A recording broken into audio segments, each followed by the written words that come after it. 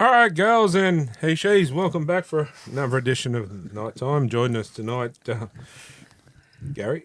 How are we? Better than some. Yeah. I've got women either side of you tonight. We'll get on there in a minute, but You would like to. the ever beautiful crazy lady, how are you? Awesome. Oh, God, this got to be a long show.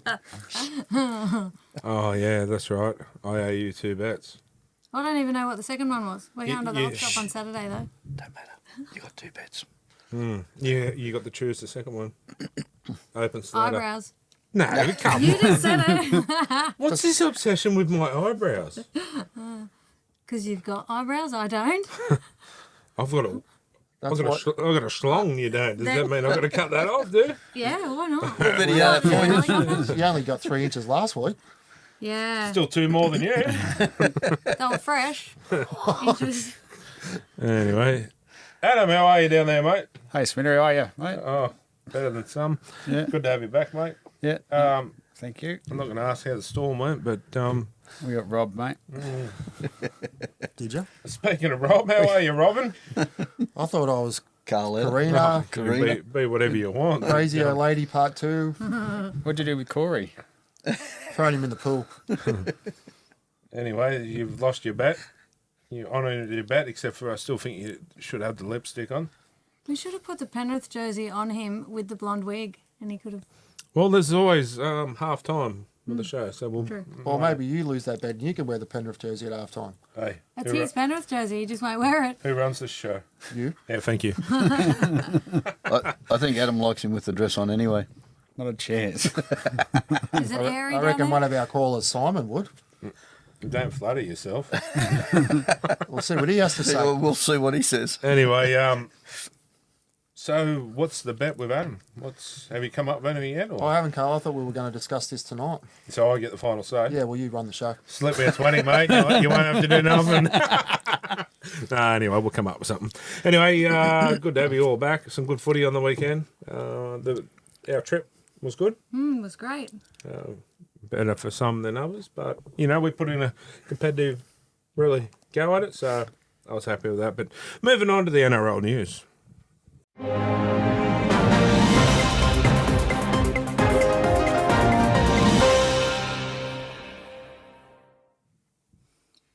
The Broncos have reportedly informed Corey Oates they cannot guarantee his future at the club past this season. He needs to earn a new deal in this last part of the 2024 season.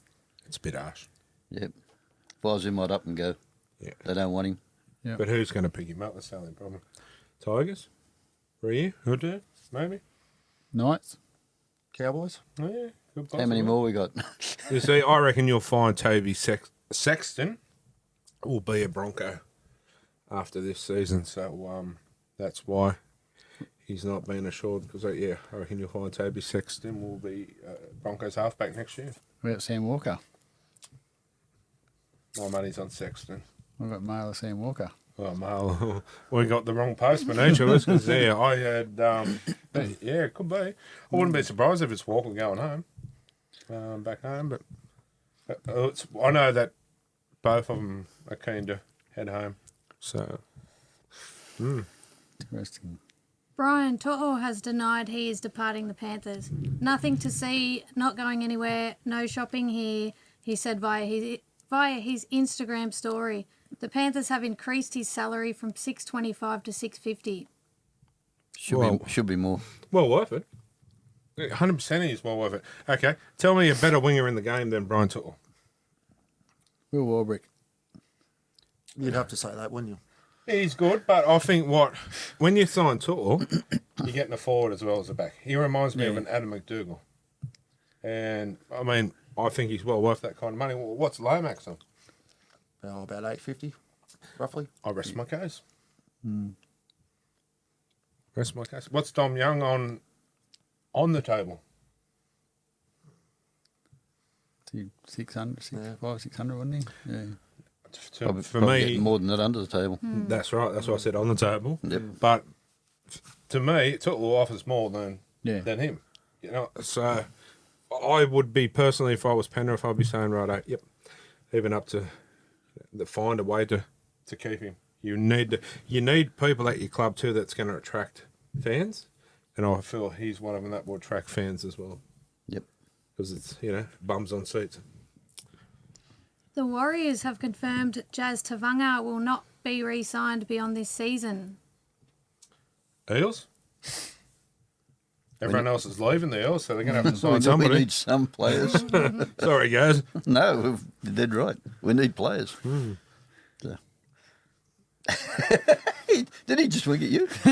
Or she just wink at Can me? we Glad swap he's- seats? Glad I heard heard He's you still going to above the look at me table. regardless. I heard he's going for next 4 years in the Olympics. In the boxing. Oh, don't even go No, I was there. going to go the pole vault. No, she's more manly than him. I was going to go the pole vault with the bowl. Oh, zip it. Listen. It could be something later. Blaise Talagi has officially informed the Eels he will be leaving the club at the end of 2024 to sign elsewhere. He looks set to sign with the Panthers for 3 years to replace Luai. Clint Gutherson said, "It is disappointing, but all credit to Blaise. We love the kid here. He's a great kid, really polite. He's got a big future in the game. We would have loved to keep him here, but rugby league is a weird sport. It's a business, and Blaise thought of his future." 100% well done to Clint Gallison. I watched Well said. when he said it. But can you blame him? To playing outside Nathan Cleary Yeah. and being coached part of that premiership winning culture for the last 3-4 years, and I dare say you got a fair coin, how could you turn that down? You can't blame the kid. Parramatta threw a couple of million at him for 2 or 3 years. But So that's I mean this in Penrith must have gave him more. as good as I can, but at the moment Parramatta are a sinking ship. We've all been through it, so it's no disrespect to the club, but even Mitchell, I won't go there, but other players are looking at leaving. I mean, something's not right. You got a new coach coming in, and gonna everyone's be a like, rebuild. "I'm out of here." And Zach Lomax wants to stay. Or wants to go there. So Yeah, because I think he's going to end up being the fullback or where he wants to be. You can now, Blazer's not there. Well, and let's be honest, Guffo's on his last legs. So, anyway, The Eels have reportedly set their sights on Ryan Pappenhausen. He is able to negotiate with rival clubs from the 1st of November this year. okay, I'm going to ask you. Good story, James Hooper. Next, please. Okay, from a Storm perspective, who would you rather keep, Pappenhausen or that new up and coming young little fella? Furlongo. They'll both stay. If you could only keep one, I'd keep Pappenhausen. would you? Yep. I'd let Pappenhausen go. To be honest, He won't go. But injuries. no, And- injuries, yeah. This young up and comer, I reckon Yeah. he's got a huge future in the game. So That's that Hooper and Buzz Rothfield bunging heads. Just they got bored the other night there, sitting at the 360 desk. Started a new rumour. I hate that bloke. they're pretty. At They're least pretty, that's not my team. they're pretty good at starting those rumours. oh, they got to sell papers somehow. Yes. What can we start this week? Yeah, not a fan, but I'll do the dare. I'll dress up as James Hooper. Let's wear big. Does that mean you have to shave your head? No, I'll just wear something on my head. We'll shave it. No, that's pretty ordinary. Bet. hold a sec. No. Yeah. Who's that Melbourne player I really like? Nelson Asafa Solomona. No, that's you. Yeah. No, that dude, we were talking about him in the lounge room the other night. I don't know. I forget his name. You weren't fantasising, were you? No. Okay. I was going to say. He's got like dirty blonde hair. There's me. Okay, Madonna, settle down. Harry Oh, Grant. is that the one with the big chin? Harry Grant. No, No, that's Cleary. no, he. Munster's got sort of blondish hair at times. No. What's the name? Where does he play? Oh, Wishart. That's him. Oh, Tyrone Wishart. Yeah, he's really good. Yeah. He's got a lot of potential, that guy. No DNA test need there to see who the Oh, father is. yeah. 100%. Oh, 100%. God. He's a spit out of his mouth, eh? He's going to be one too. I reckon going to be hard to keep down there. See, that's my point, okay? Pappenhausen's been a great player. And Yeah. still is. But to me, he's at that stage of a lot of injuries. If you offload him, you keep Wishart and, Yeah. you know, you just got to weigh that up and what's better for the future of the club.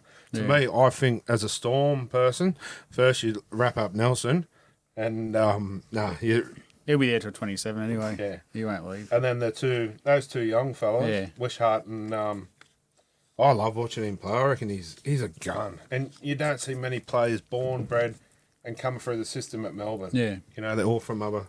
So yeah, I'd be wrapping him up. There's only one bloke we've always touched on that come from I Melbourne don't touch blokes, sorry. for longer. He's a Melbourne-based player. So is that one we were talking about the other week, to Miami. Oh, really? Didn't matter an eyelid. No, he's not. His hands are still above the desk too, which is good. That's the bet. Get out. The boat ram's in trouble Actually- tonight. I'll I tell know you this is what. a pretty lame bet, but maybe he has to wear one of my St George jerseys. Oh, I'll take that any day. I'm not looking like you at the moment. Yeah, but it's bad juju to wear another team's colours, I reckon. You got to come up with something a little bit better than that. I thought I was lame. Oh, you can, if he wants to take that bet off again, but I reckon it's bad. I reckon Adam will look good walking around in one of them One of your dresses. I was Gav. going to make the him wear it. bow rate or whatever he's I've got name. an idea. I was going to make him wear it at the footy. No, I've got an idea. We'll talk in the break. Okay. Righto. Someone posted a stat today. The last time the Dragons beat Melbourne, Melbourne went on to win the premiership. Against the Dragons. So if you've done that, if your team's done that, I'm going to be really The cranky. last time St George beat Melbourne, 25 years I ago. think Rod Wishart was playing. Oh, well, there you go. Some stats in there. Yeah. If that works out, I'd be wearing glasses if I was you. Because Kylie knows not to hit anyone with glasses. Do I? I don't know. Yeah, I'm Where do you pretty- go wear I'm- sunnies all the time? I'm still pretty dirty about that grand final, 11-14-0 at half time, getting run down. Jamie Ainscough. Yeah. Yeah. I'll probably blame Anthony Mundine for dropping the ball over the line. Wasn't his fault. Stefano Utakamanu has officially signed with the Storm on a 3-year deal starting next season.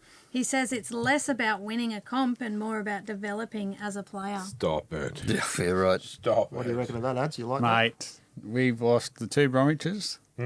And Kenny, Jesse, Raphael. dark-headed Oh, fella. Sally. Jesus. Second rower. I don't know, you follow them. We're on He's at the Dolphins.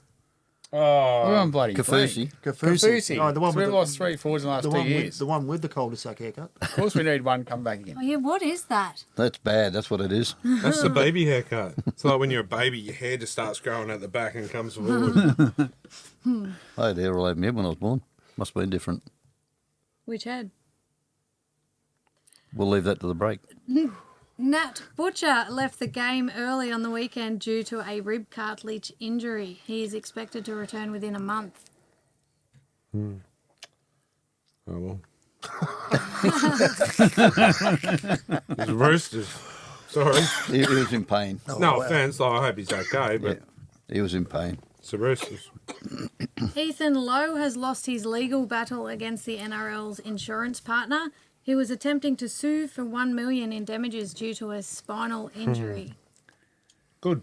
If he's faking it, good. If he's legit, I feel sorry for the poor bugger. You know, there's nothing worse than a bad back. But saying that too, you know, I did my back in, went back to work, and I'm soldering on. So, yeah. I got 3 ruptured discs and I'm still up working. Well, that's it. They don't No breed. one gave me $1 million. They don't breed them like us anymore, guys. True. You just wanted to touch him, didn't you? Jealous? You're jealous. You've already done that, so don't worry about it. Wear a wig if you are. Let's check your photo album in your phone. I'll put that up later. Don't you worry. It's in his bank. Yeah. Is that how it's going to be tonight? All right, Adam, you don't have to do nothing. Thank you. No, that's not how it works around here. Hey, not how No, it we don't care, No. do we? No, Nope, it's got to work. that's all right, mate. We're on a team. no. Next. Your eyebrows are I'm coming on, back. I'm on a team too. Don't leave him hanging.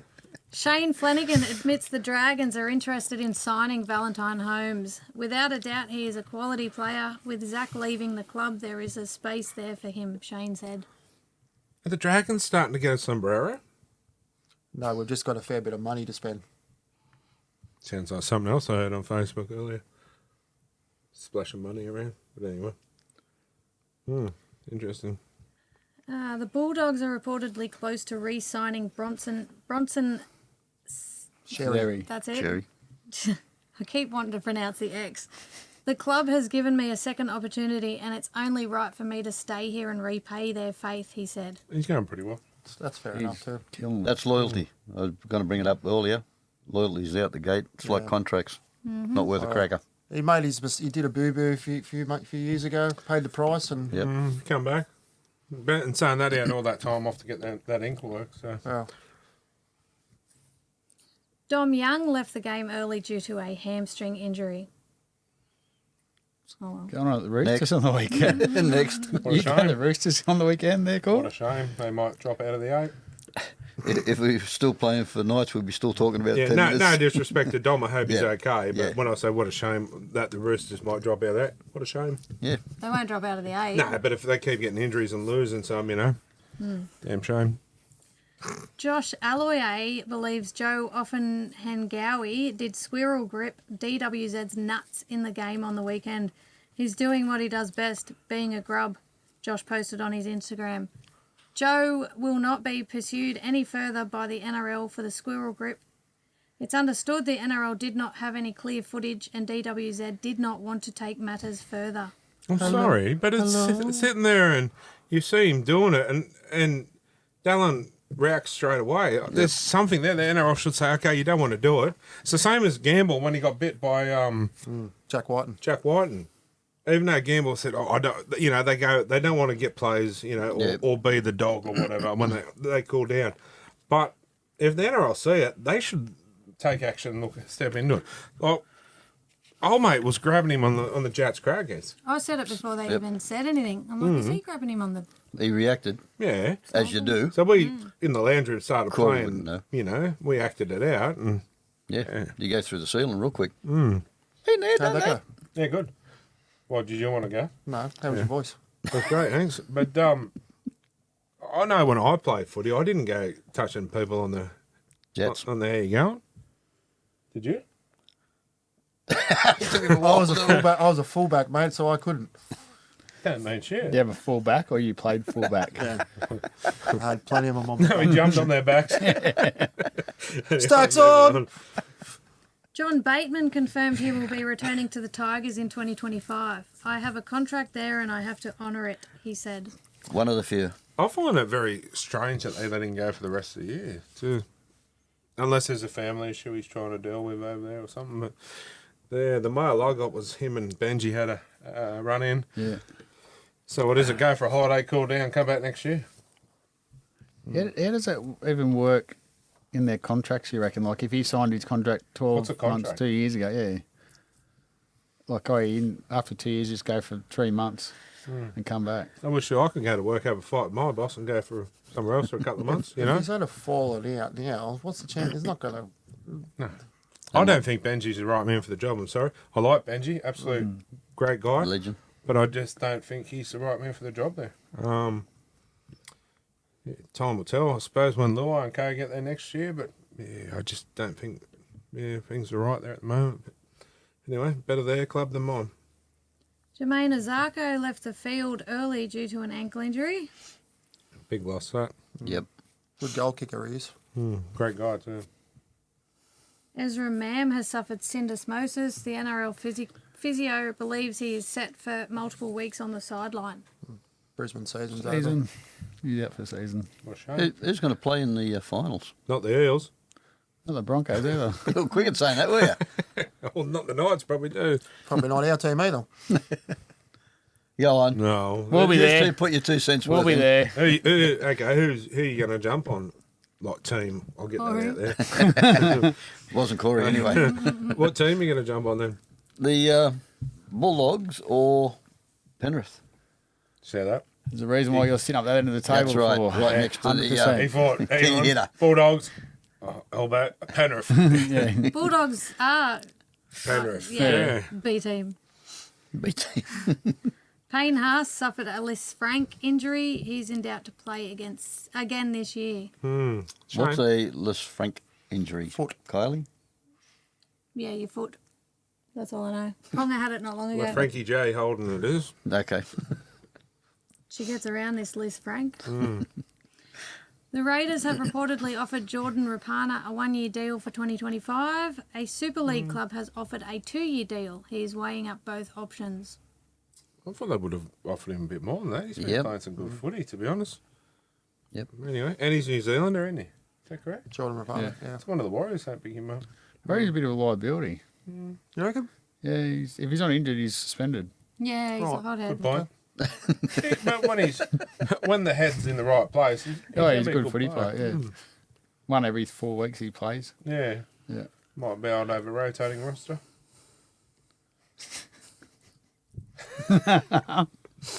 Andrew Webster refuses to concede the Warriors 2024 season is over. I still think if we win 4 games, we can get there, he said. Good on him. Great attitude, and I like it. If Parramatta though- can beat him, mate. But even though it's not looking Yeah. good, he's still got that Got the positive, positive. attitude. You know what? That's my that's my little dragon of the week. That's awesome. I like that. Yeah. To be honest.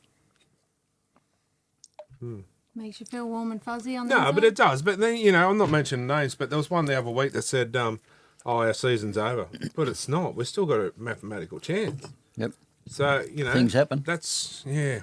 If the coach is positive, the players are going to be positive. But if the coach is negative, well, the players are not going to be positive about, are they? Things happen, like St George beat Yeah. Storm. Things do happen. I don't know who brought him in tonight. The Raiders have reportedly granted Danny Levi permission to negotiate with other clubs from 2025 onwards. Okay. Who's the Eels got for a hooker? Hands. And Solo. Yeah, is Brandon Lussick Hands. still there, or is he going, or what? Oh, I thought he was Hands Warriors. all right. I'm not real fussed about Lussick. Isn't Brad Arthur's son? Well, though he'll be going too. He's so. going He's to the gone. Knights. Yeah.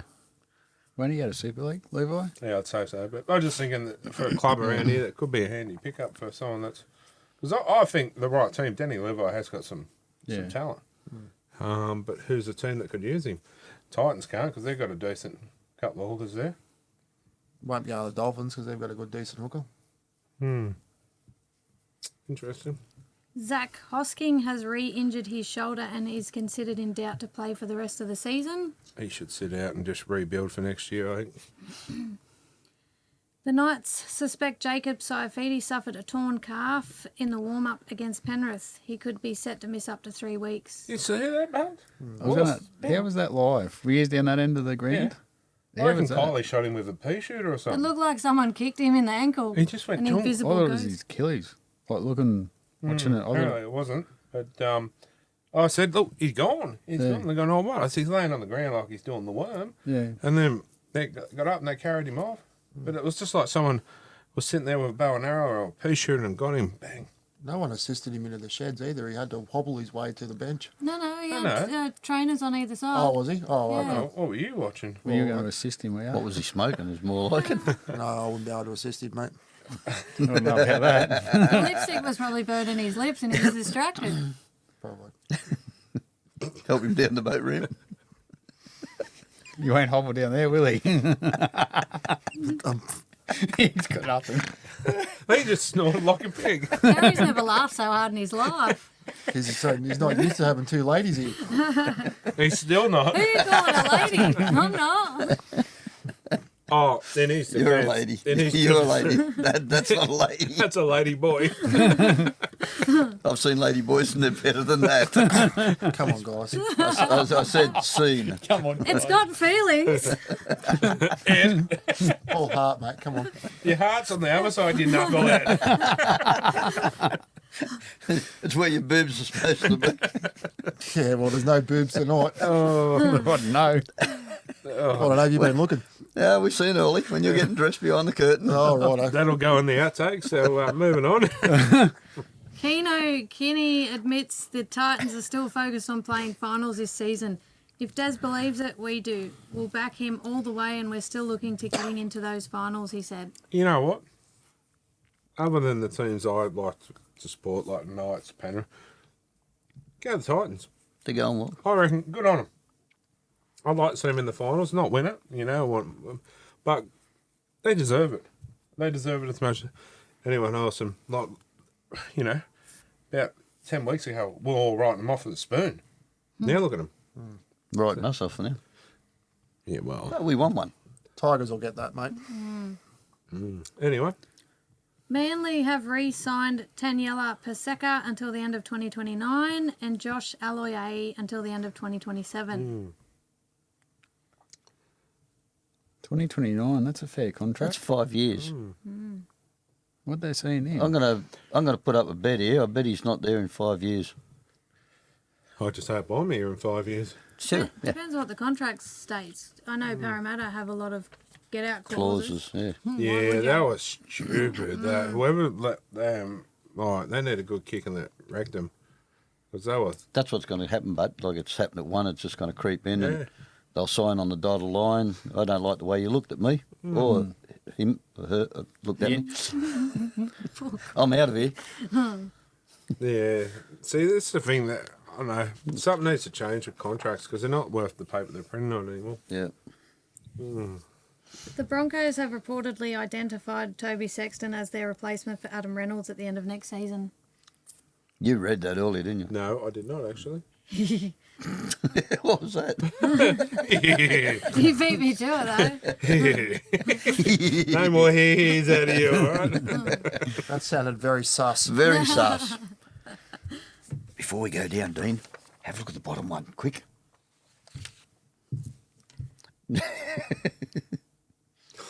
You reckon you didn't read it? No. It was nearly word for word what Kylie just said. He was here when Kylie got home. Advice his parents. He wouldn't know he was getting dressed.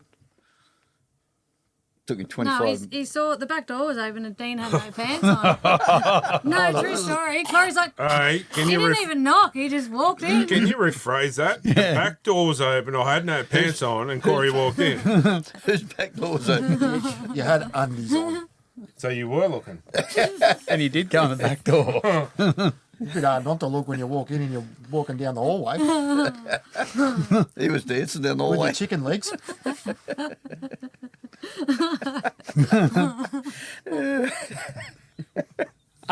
Oh, dear.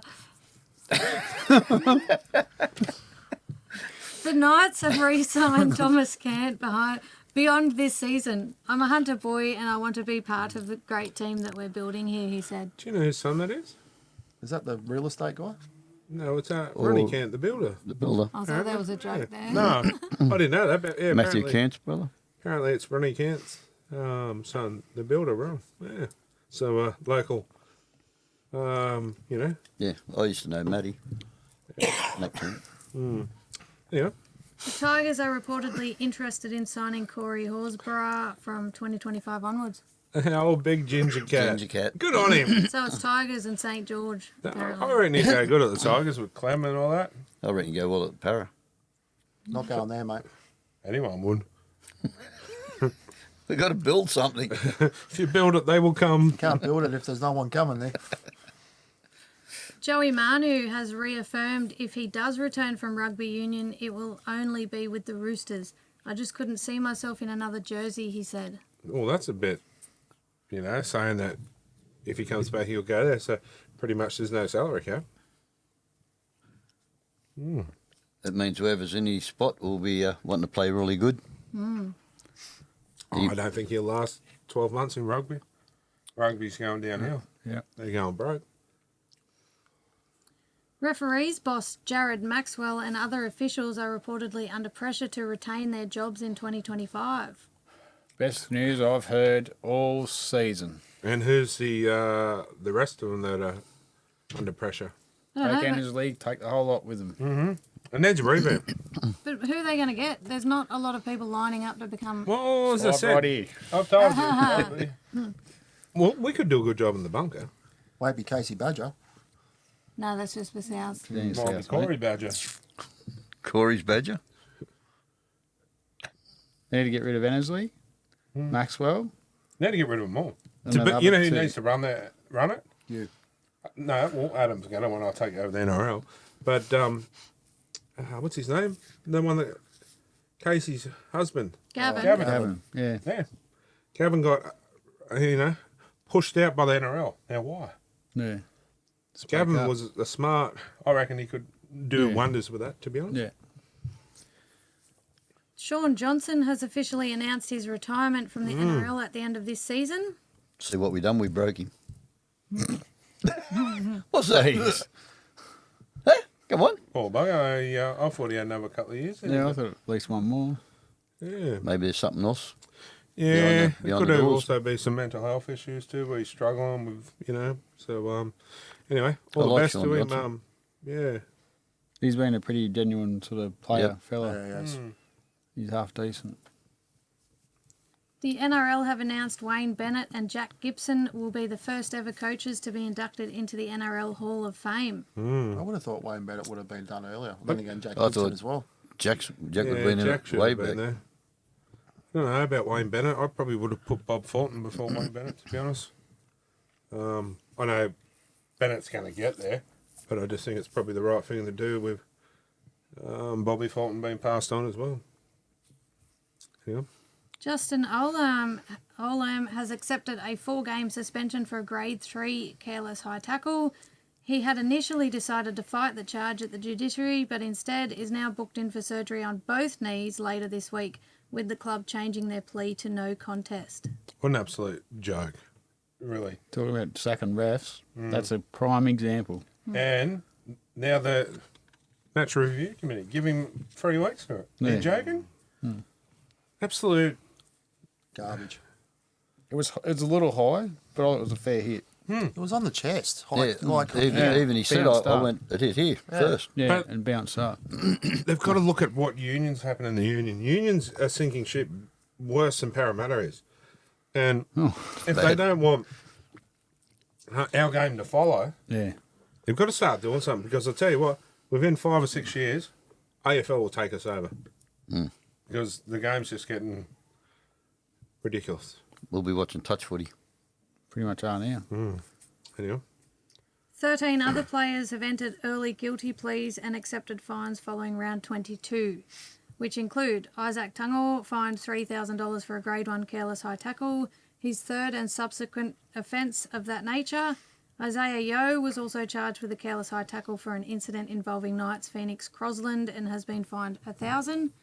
Jordan Rapana has been fined $1,800 for tripping, while Denny Levi pleaded guilty to a grade 1 crusher tackle and was fined $1,000. A total of 6 players were charged following Saturday's matches, with Nelson Asafa Solomona and Eli Kotoa both fined $1,800 for careless high tackle charges. Moses Sully, contrary conduct, and Tom Eisenhuth, crusher tackle, were charged with Sully fined $750 and Eisenhuth $1,000. Cameron McInnes has been fined $1,000 for a careless high tackle on Sean Kepi. Keon Kolamatangi was charged with a careless high tackle offence and carried a $1,000 fine with an early guilty plea.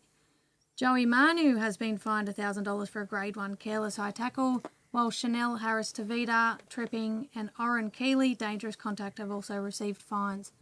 Where does all this money go? Well, I was just about to say, where's the money go? So Brown paper bags. this is, I want to know where it goes. So this is where they can come out at the start of the year and go, this year, all the players that get fined are going to go to our mental health, and put it towards something like that. Yeah. But it's not. It's going back into their roles' pockets. Grassroots. Women's game. Endless. Maybe go somewhere.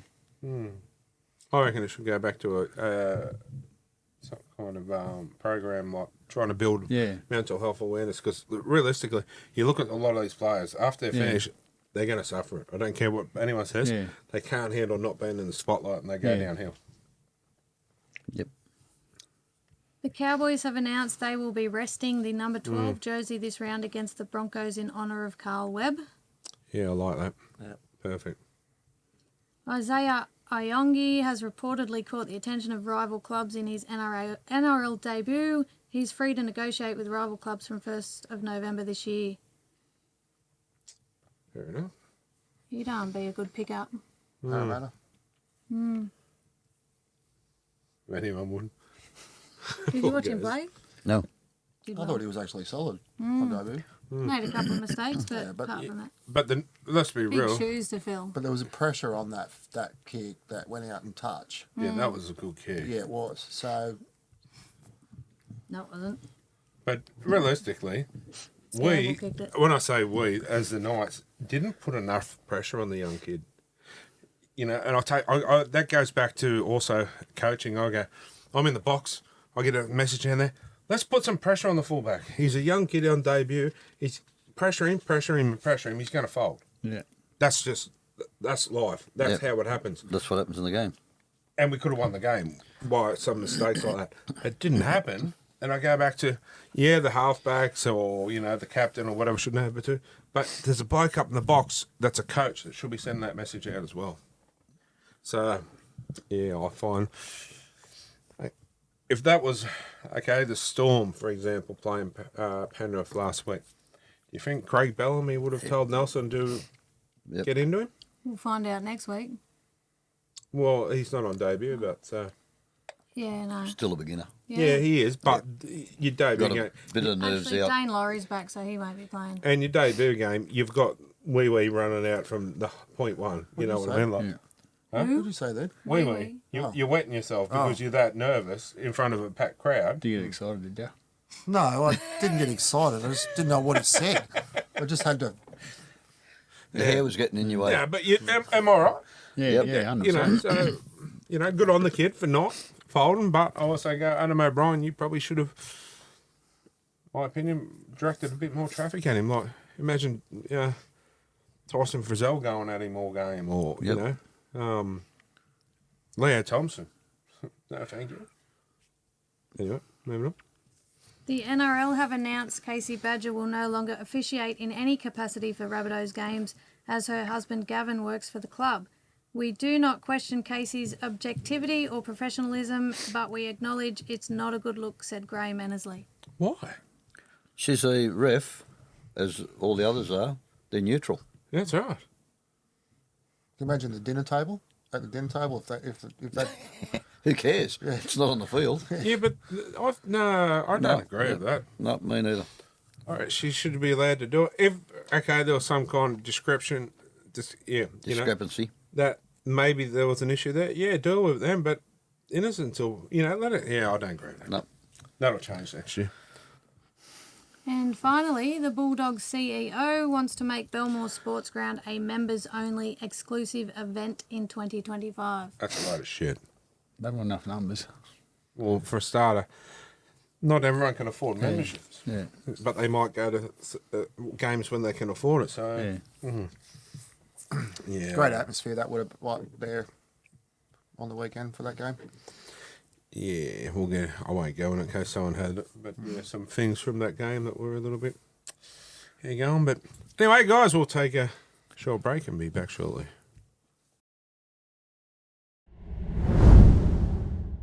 All right, guys, welcome back, and it's that time of the week again. Time we go all the way up there to the sunny Queensland and see Elliot for the week that was. How are you, buddy?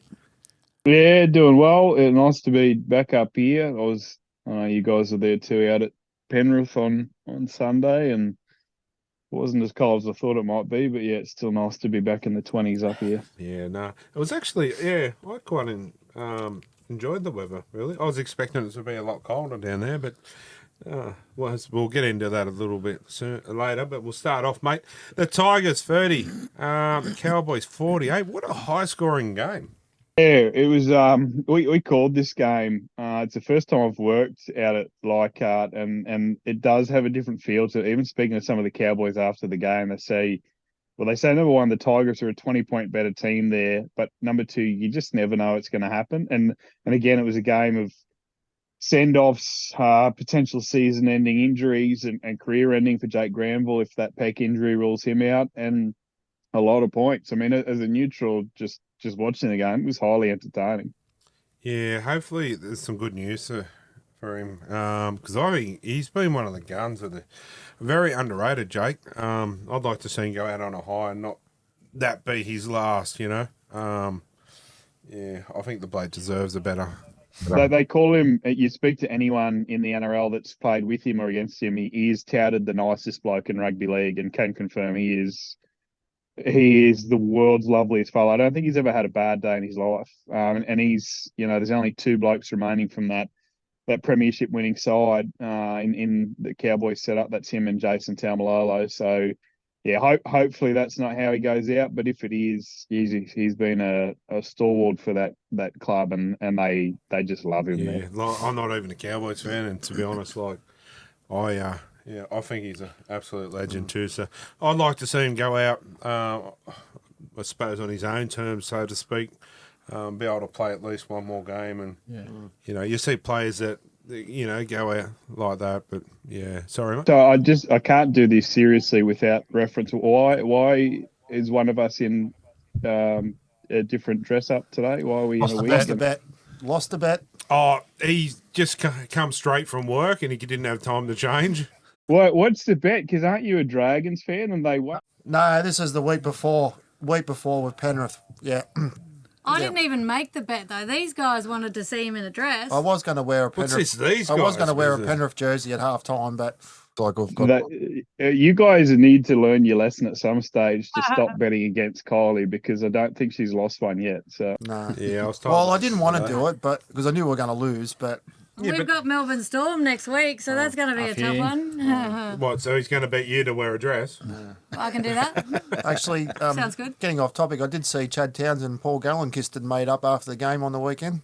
Yeah, actually, when that was all coming out, I spoke to Chad, because it wasn't a riff that I knew anything about. He said, look, he's pretty good at playing things down anyway, Chad, but he said, we've spoken on the phone since, it's all good. He didn't really give too much away, but I know they spoke prior to that. I did see him have a moment after the game. So I think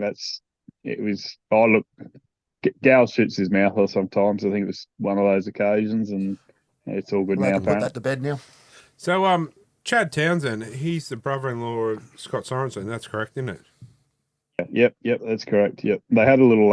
It was funny. They had I think it was last year when they played it in Townsville. They had a bit of a tiff on the field, which was pretty funny. And Chad said he regretted it so much afterwards, because number one, he's pushing his brother-in-law, and number two, his brother-in-law is twice the size of him. Yeah, he's a bit of a big boy, isn't he? Sorry, but So hopefully Jake goes out on a high. I think the Tigers can pretty much just pack their bags for Bali now, really. Nothing seems to be going right for them this year. I know we'll get to it after. I think Newcastle should beat them this weekend, but I think Aiden Caesar coming back in is a bigger in than probably most people give credit to, and I thought their attack was pretty good. I still think they got points in them this weekend if Newcastle don't aim up. Oh, yeah, if we turn up thinking that we're going to win this, I'll pull our pants down. That's for sure. But So say Buller, he's dangerous at the back. He's a freak, and unfortunately a Queenslander. He's he's you imagine him, and with no disrespect to the Tigers, but in one of those big systems, he'd be a household name by now. And he's only going to get better and better and better. So I hope he stays there for the Tigers' sake. Be interesting to see if they can unlock him more and more with Jerome coming along next year. He's a really exciting talent. Will Taruva go to fullback there? All talks from there is it's Buller's spot. Taruva will go to a wing, but I think with promise that he's the backup fullback. So if Dream's out for whatever reason, that would be Sania's gig to go into. I like him on the wing. I like Taruva on the wing. I think he's shown over the last 2 years or so He's a pretty classy winger. So, yeah, personally, I think he plays some good footy there. Yeah. Anyway, moving on, mate. The Warriors 20 went down to the Eels, Gaz. Yes, 30, Gaz. Eh? An You know, unfamiliar the feeling. best thing about this game is the first two games of the round, I forgot to put my footy tips in. So selected the away team. No disrespect, Gaz, but there was no planet on earth where I was tipping Parramatta in that game. I really thought the Warriors would turn up, but yeah, good on them. You know, people say what they say about Gutho. Oh, I think he, in terms of ticker, no one has more ticker than Gutho in the comp. I thought he was outstanding. Dejan Arce had a pretty good game for him too, and it's almost a bit frustrating, probably as a Para fan, Gary, that you know that they can perform like that, and you kind of wonder, even without Moses, where it's 100%. been most of the year. 100%. Unfortunately, for me, Parramatta's a bit of a, we were saying earlier, a bit of a sinking ship with all the talk of every player wants to leave. Like, what's going on there? There's got to be some behind the scenes, unrest or something. Like, no one wants to be there. Like, Parramatta's a good club. Oh, I think the great bit of business they've done the last 24 hours is bring Nathan Brown on board as an assistant coach, because anyone that's ever dealt with Brownie knows what he can do in terms of overhauling a roster if he needs to. But there is no more personable coach in the competition. So yeah, I know Brad Arthur was very good with it too, but getting on the same page as the players, all that kind of thing. For Jason Rice having Brownie coming in, I think it's outstanding. 100%. He thinks of his big head, not his little head. Yeah, one of the great quotes. Quotes that one. That was good. Nah, Brownie's an actual, yeah. I was sad to see him go for the Knights, actually. He's a really good guy. But anyway, mate, the Dolphins 34 went down to the Roosters 40. Roosters just doing everything they have to each week to get over the line and win, but still a fair few points in this game as well. It's a fair comeback too.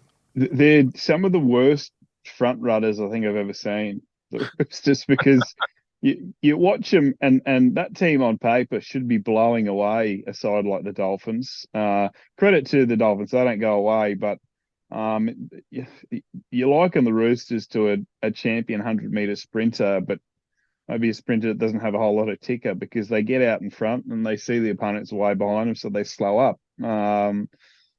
If you're a Roosters fan, I still think you're hopeful they can make a dent, but if defending like that, they're going to get absolutely torn apart by a side like Penrith or even Melbourne, because once you give them a sniff, they'll take over. So Robbo will be, although happy with the 2 points, I reckon pretty disappointed. Their defence the last couple of weeks in come out particular of has that been game as putrid. well. So yeah, Dom Young and Nat Butcher, wasn't it? So anyway, well, hopefully the players get no bad injuries to them, but it's not a sad thing to see the Roosters plummet down the ladder, that's for sure. Anyway, mate, this one I'm actually pretty excited about. No matter who you support, you've got to love the Titans, what they've done over the last few weeks. And Titans 46 over the Broncos 18. Yay! Yeah, I like the Titans. You have a look at the team, really. There's not a lot of, they're not stacked with players like Penrith, star-started players, or Melbourne, but they've got players that just get in each week and do the job, and everything's starting to click. There's a lot of speedy backs in there for the Titans, and they're young too. I think they'll be a force in the next couple of years. Ferreira. Oh, Yeah, JJ Fafita. yeah. Also, what's his name? Come from Newcastle, the lock. Randall. Oh, he's killing it up there too, and good on him. Good on him. I was sad to see him go, but obviously, when you're going to swap from Margie, it's like happy days. But yeah, great player. But yeah, Titans, mate, on a roll. Yeah, and their biggest issue in a good way is you can't drop Keanu Kinney despite if AJ Brimson's fit or not. I think he's a kid that was told by a lot of clubs he was too undersized, that he wouldn't play NRL, yada yada, and he's come in and he was the most dangerous player on the field on the weekend. A lot of their attack went through him, and yeah, I'm thinking about the Titans' future. They've re-signed Foran for another year. It may be to a stage where, and it feels strange saying it, Brimson might play 14 for him next year, because unless you're going to find a space for him in the centres, and I know Desi wasn't a fan of that experiment when they tried it, I don't know at the moment where he fits on that side. You can't drop Kinney the way he's playing. Maybe there's a long-term future where when Foran wraps up, maybe AJ goes to 6 and Jaden Campbell could be a 7 one day. I don't know. But yeah, for now, again, good problem to have. You can't drop Keanu because everything they're doing goes through him, and he's electric. And like you say, excuse me, Kieran Forum's playing some really good footy. I reckon probably his best form of footy he's had for quite a number of years, to be honest. I was So, just going to touch on that. Injury-free too. yeah, you watch the Paul Bugger will come out and have a season injury now because of you. No. Yeah. But is it 250 or 300? He's not far off. I think 300. 300. Yeah. Yeah. Which is an amazing achievement. And we were speaking before about Granville. Foz would be in the top 5 nicest blokes in the game. And I know he's spoken on this podcast about it, but he lost his stepson last year. His family's been through a pretty horrific 12 months. And you speak to the boys at the Titans, he's never once brought that outside noise to work, to training, which he's a bigger man than me because there's no way I would have had to take time off and away. You speak to him, he's a really interesting, really lovely human, Foz, and yeah, it's hard not to cheer for him. To be honest, he's the type of bloke that I'd love to pick brain on an interview. You know what I mean? Like, I feel that he's the type that you could get a lot of, good info. Yeah. And yeah, so might look into that one day. But nah, poor bugger. He does if you got a spare 20 minutes, I think it's on YouTube or maybe the Titans website, maybe both. He did a sit down earlier this year speaking about mental health with it was Mick Fanning and Joel Parkinson, the surfing boys, and yeah, it was really fascinating between the three of them what they've all gone through. I had a newfound respect for surfers, which Kieran's stepson was. He was really big into his surfing as well. But yeah, it's worth a look if you can find it. It was Mick really Fanning, good chat. like, you couldn't blame him. Anyone that's nearly been eaten by a shark. And he's lost his brother. brother. He lost his and- brother too, yeah. Yeah, that's right. Yeah. Yeah. It is good. I've seen what Elliot's talking about. Yeah. And he's a Panthers supporter. Yeah, well, there's no other reason not to like him then. Good luck. Yeah. Anyway, mate, moving on. But yeah, I'm really happy for the Titans, eh? Like, I hope they go all the way through to the finals and, not win it, but, have a good crack at it. But anyway, the Storm 16 were beaten by, you probably won't hear this very often, the Dragons 18. The game of the round. Next game, the Sharks. I didn't even actually watch this. I was surprised. That was awesome, that game. I found myself cheering for the Dragons, even though it made it harder for the Knights to find a way into the 8. Jaden Sewer, what a game he had. Benny Hunt to see what he was doing. But the way their middles competed with Melbourne's, I think we probably haven't spoken enough about Frank Molo. He's on good money at the Dragons, but didn't show it his first sort of 12 to 18 months there. I think he's been tremendous for him this year. I know they got Damien Cook coming along next year. I think Jacob Little's done a really good job, and Kyle Flanagan. Look, not everyone likes Kyle. He rubs some people the wrong way, but he tries his guts out. He makes his tackles. He doesn't overplay his hand, and he's been a good little foil for Benny Hunt. His old man. He did at Cronulla as well. You know who I was really impressed with? Sloan. Yes, he did actually. I thought he was absolutely tremendous. Honestly, the way he even took Pappenhausen on to, when he went through and stepped Pappenhausen and wrong-footed Pappenhausen. Let's be honest, that's not an easy thing to do. No. Like, Papson is now slouched. So he's probably one of the best fullbacks in the game. And yeah, I thought that was a tremendous. And that try sort of probably maybe won him the game. He took his demotion quite well this time. And then when he's come back, I think. Sorry to cut you off, Corey. I think probably what's not, and I haven't had much to do with Shane Flanagan. I think probably what's not as well known is how personable he can be. That I think he's very good in terms of explaining what he needs from his players. And from all reports, the way he spoke to Sloan about needing to go back to reserve grade, it was very clear what he needed him to work on. And he had one defensive lapse on the weekend where Harry Grant managed to score out a dummy half because he found himself at marker and made no effort to get back. But outside of that, it was an improved effort defensively. And I don't think you can ever question his attack. He's a threat every time he touches the ball. I'm not a fan of his, but on the weekend, I thought he was great. The little show and go, or the pretend to kick over the top. And especially after you've just been dropped, to come back for that performance, it was more or less, hey, you've made a mistake, this is me, and I'm here to stay. And I thought, good on the young kid, really, because he's still only young. You're right, though. We've definitely overachieved this year. 10 wins is pretty fair effort. We only won 4 or 5 last year. Well, yeah, and you look at the roster, and this is, perfect world for them, but if they can land Daniel Saifidi and Valentine Holmes, you look at next year, not just making the 8, can you maybe sneak up and, 6th, 5th, even top 4? Possibly Corey Horsburgh as well. Yeah, and Cook. So, Val will be an interesting one. I've tried to stay away from that in terms of, speaking to him or whatever. I genuinely don't know how that plays out. I know the Cowboys still do want to keep him, but if he gets a big enough offer elsewhere and he's won a comp with Flanagan, it'd be I just get excited when we talk about Dragons. Drag Queens? Yeah. Drag Queens. Yeah, Not very often. No, all good, man. Anyway, moving on, the Sharks and the Rabbits. Sharks 20 over the Rabbits 6. I'm still not convinced the Sharks are premiership contenders, to be honest. The Rabbits had no Latrell, no Cody Walker, and, that really...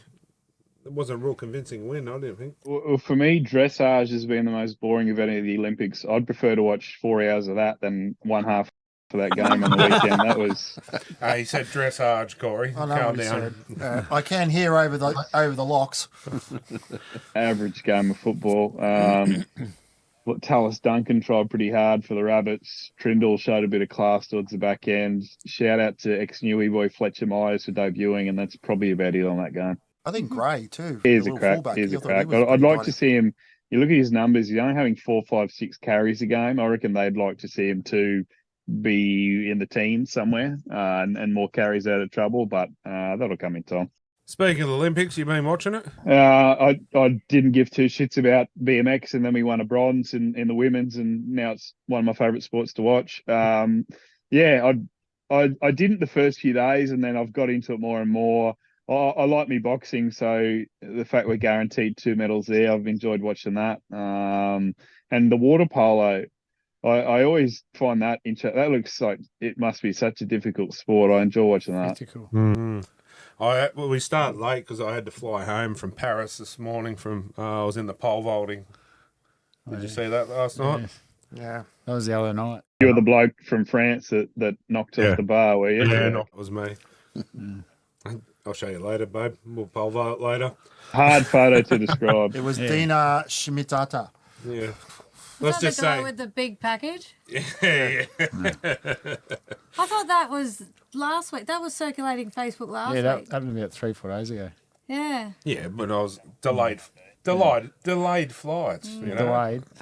Anyway. I reckon that guy had a case of Viagra before he got out there. Yeah, I mean, it's disappointing for him to get knocked out of the games, but apparently his social media following quadrupled, and I reckon he'd be asked on a few dates after that. But...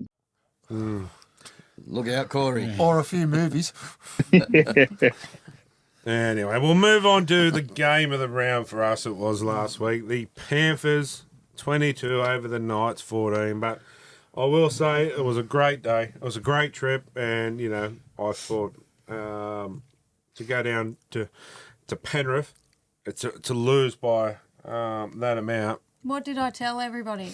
Oh, we're going to get flogged. No, Penrith don't put a cricket score on teams anymore. Yes, they do. They don't.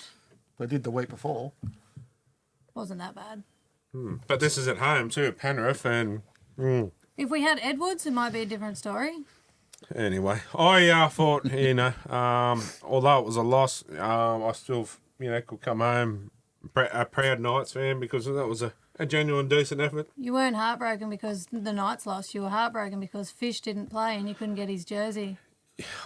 Mate, I will be honest, I was heartbroken when I found out he wasn't playing, and because they all know I collect player jerseys and that, and I've got me Leo Thompson, Gamble, and Fish there on my wish list. So tell everybody the real reason why Fish wasn't playing.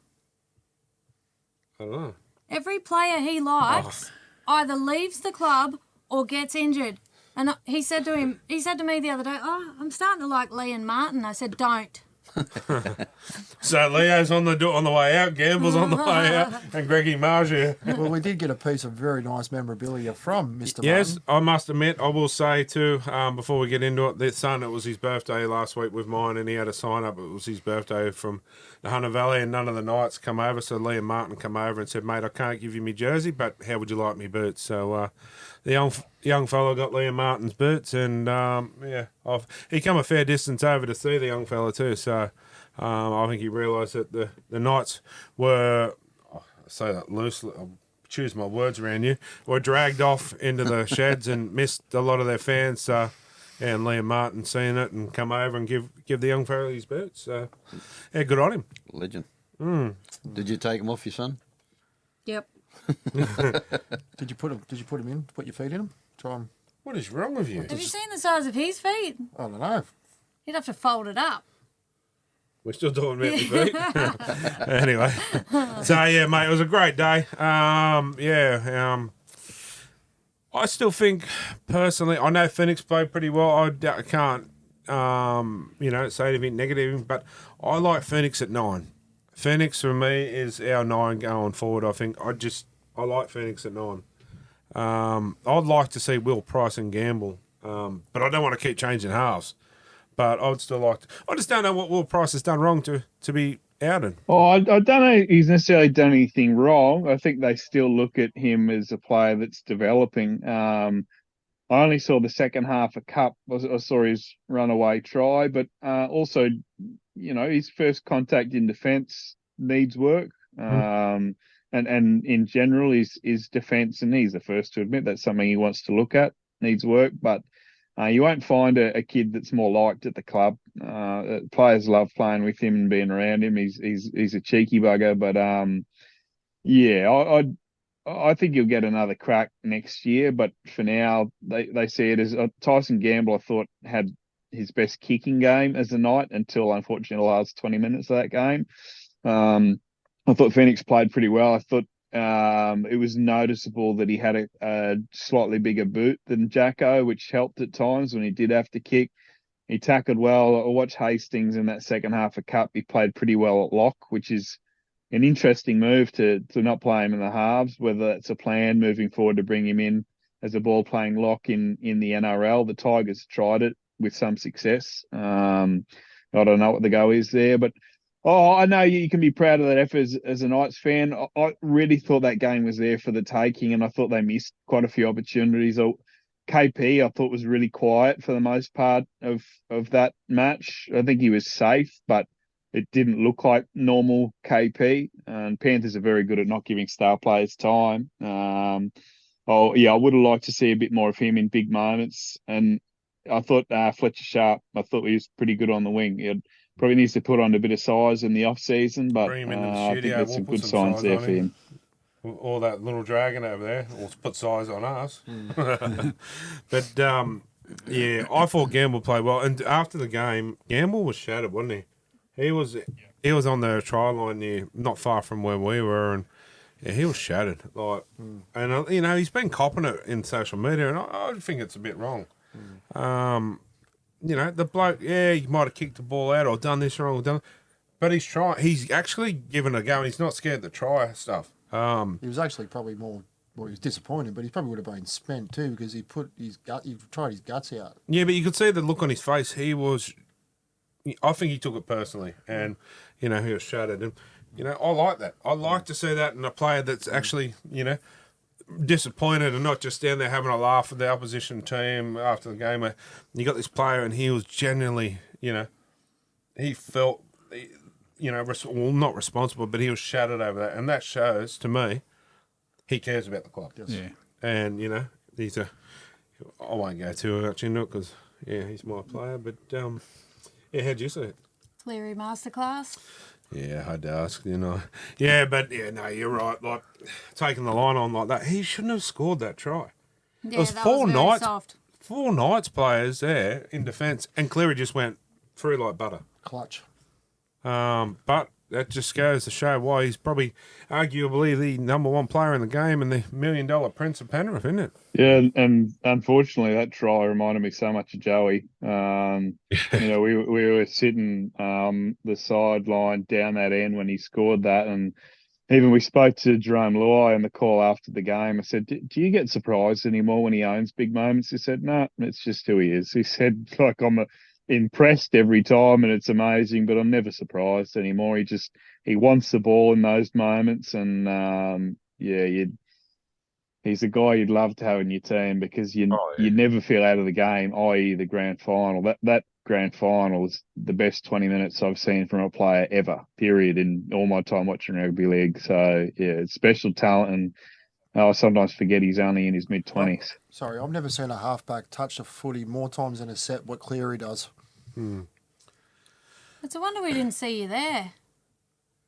Well, yeah, I was looking for you. I didn't know what pocket you're in, but I was on the where was I? I was the end the Panthers were attacking in the second half, sort of probably on about the 30-metre line. It was on two white chairs sitting by ourselves. That's normally where they I chuck the seen a media. photo of it. You're up, Aaron. You're up the end towards the Western.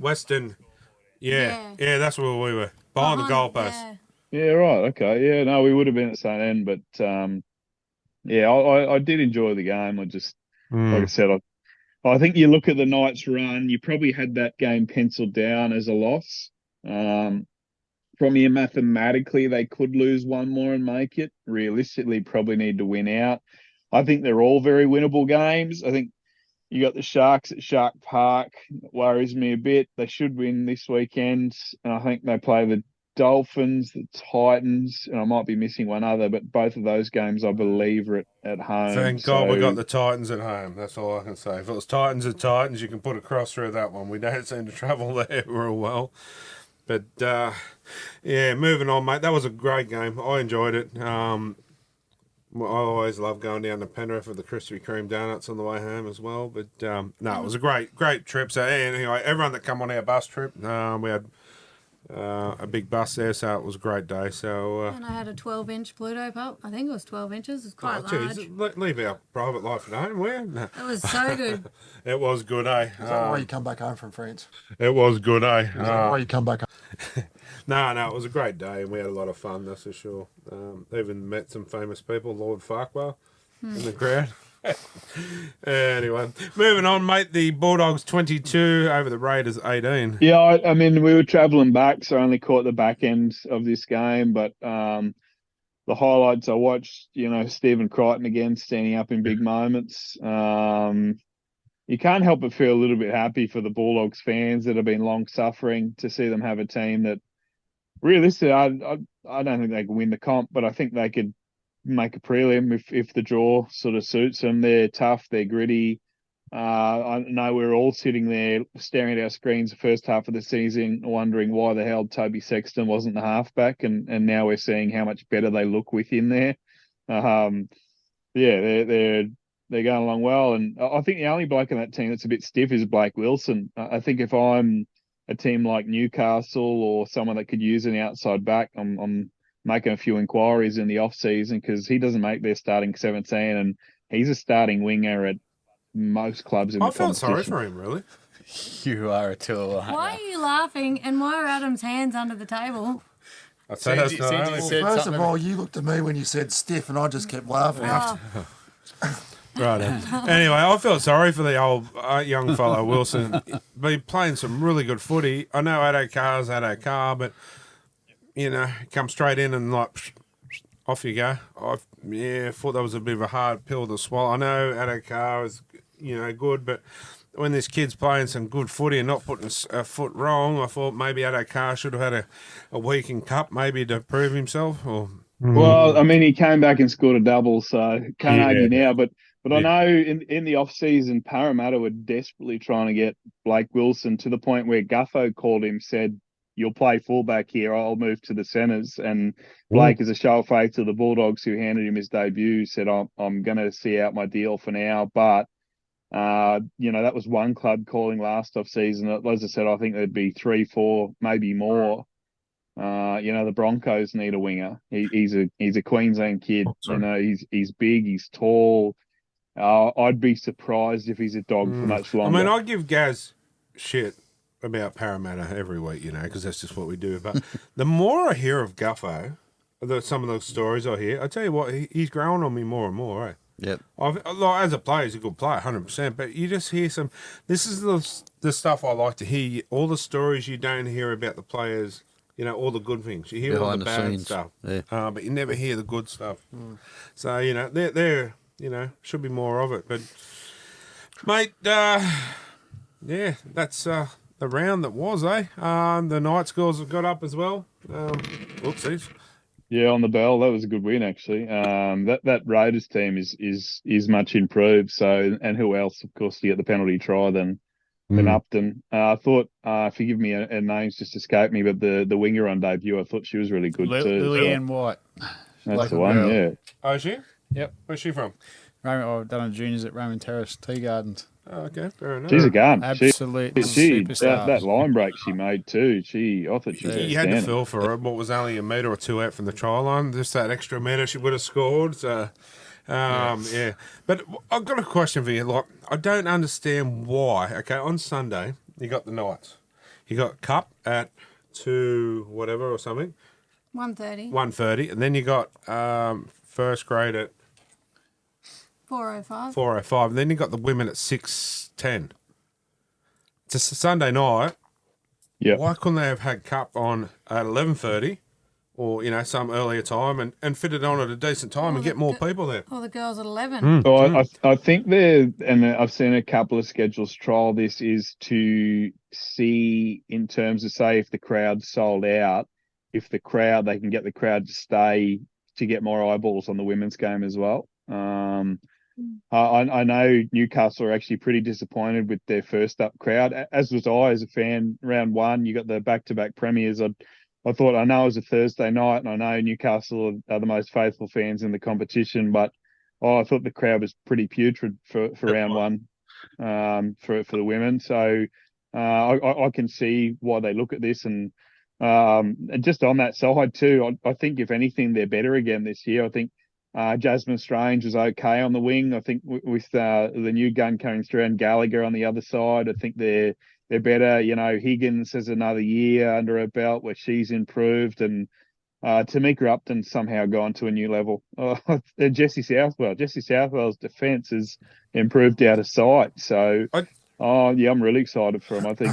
I just think that on a Sunday night at 6, that's just a bit hard for, like by the time you got home from that, it's going to be all hours of the. Well, it takes us an hour and a half to get home because we have to take your mum home to Talara And then get her home for school. Kids at school. So I just think it should have been done a little bit earlier because I'd like to watch it. But again, if you look at it from a money making side of things, so if the women, let's say they're straight before the men, you're going to have less than half what you'd have for the men. Yeah. When the men play, and again, let's say 25,000, if 15,000 stick around, I'm just pulling a number out of wherever, then you've got more revenue, you've got more people buying drinks, you know what I mean? I can understand why they're doing it, but yeah, a Sunday night, I don't disagree. Especially 6:15 is difficult for fans. Realistically, we probably won't be able to stay for the women's game. I mean, I start work at 5 the next morning, so it makes it hard. But in saying that, mate, there's NRL games at 6:15. Yeah. The Raiders last weekend played Sunday at 6:15. So, is it the perfect slot? No. But I can sort of see why it's been I understand what you mean now too, but I'd just like it to be so it's more, so all the families can get there and support the girls, because we'd like to get behind them, especially Tamika Upton, and support them and that, and so hopefully the next one. Cause anyway, mate, that's the week that was, and hopefully the Knights can pull off another one this week. Yeah, they need to get rolling. They lose this week, I think you can kiss finals goodbye. So. Yeah, hopefully they get it done Sunday, Harvey. Hopefully, mate. And last year, Penrith sent them on a 10-win run. Could be. Was the game down in Penrith, and then they won 10 games after that. Well, I think if they win 10 games from here, they win the grand final and round 1 next year. So I'll take that, Kylie. That'll be good. We'll make it 7 then. 7 will do. Oh, I'll pay that. The thought did cross my mind when I said it. Hey, no, I'll take the 10 because, we'll take the grand final and we'll be in. Because that would also mean the World Cup Challenge if we win the grand final. Yeah. So I like your way of thinking. It's smart. Thank you, Kylie. Yeah. Anyway, guys, that's Elliot once again, mate. We love you. Each week, what you bring to the show.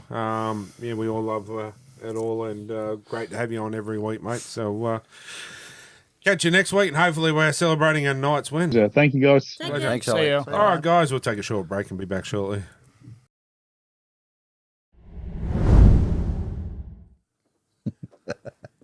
All right, guys, welcome back, and that was Elliot.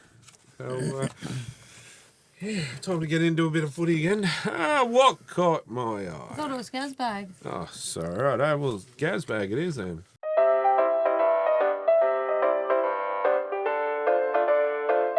I was feeling left out then. Well, it was Sorry. Adam's bag last week, or the week before. Yeah. Someone Don't keep even the seat think warm. about it, Corey. It's not Corey tonight, all right?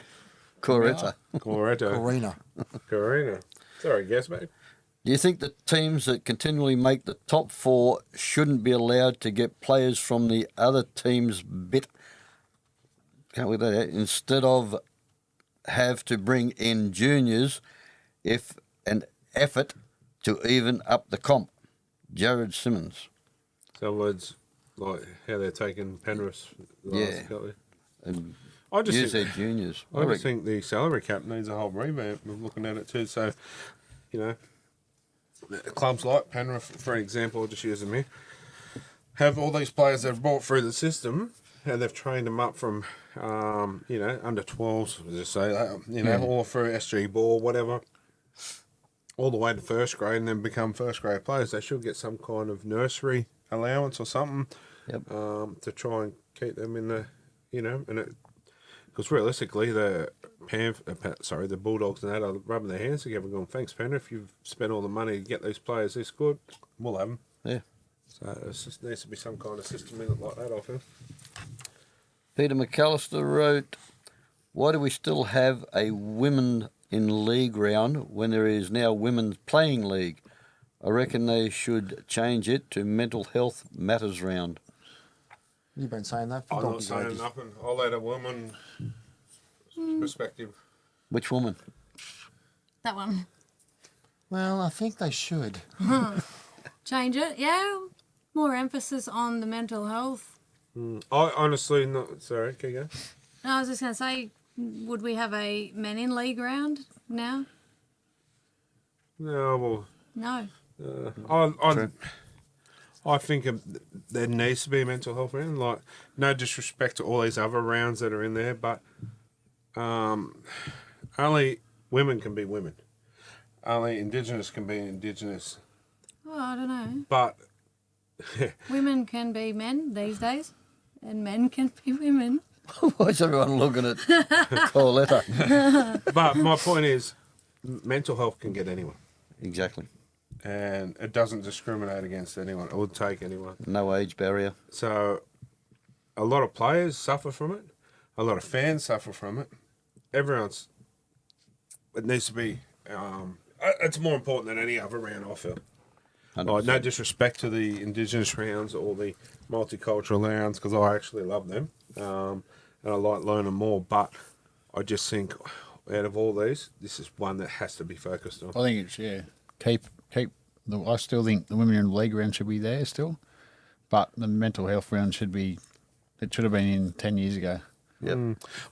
I'm not saying don't have the women in league round, but because they're now women referees, women players, is it needed as much? I'm looking at it more of like our club perspective. Yeah. We it's a definite, like it's a no-brainer, but the mental health one should have been 5-10 years ago. Like I think the NRL are dragging their feet big time on it. Like Well, I've been pushing with the NRL for years to do it. yeah, Remember Clinton Torpey? yeah, I've been in talks with him for for a few years, talking back and forth, and he's said not even he can get a push through, and he's been trying to do it for. Yeah. It was decided by the bosses and a few top name players at the time that they don't want any more rounds because they don't know if they're coming or going which round. Garbage. Well, I find that hard to believe because you don't wear your clothes to your ground. You turn up and the jerseys are all sitting there. So, Yeah. And they're getting paid $1 million a season. Like, pull your heads in.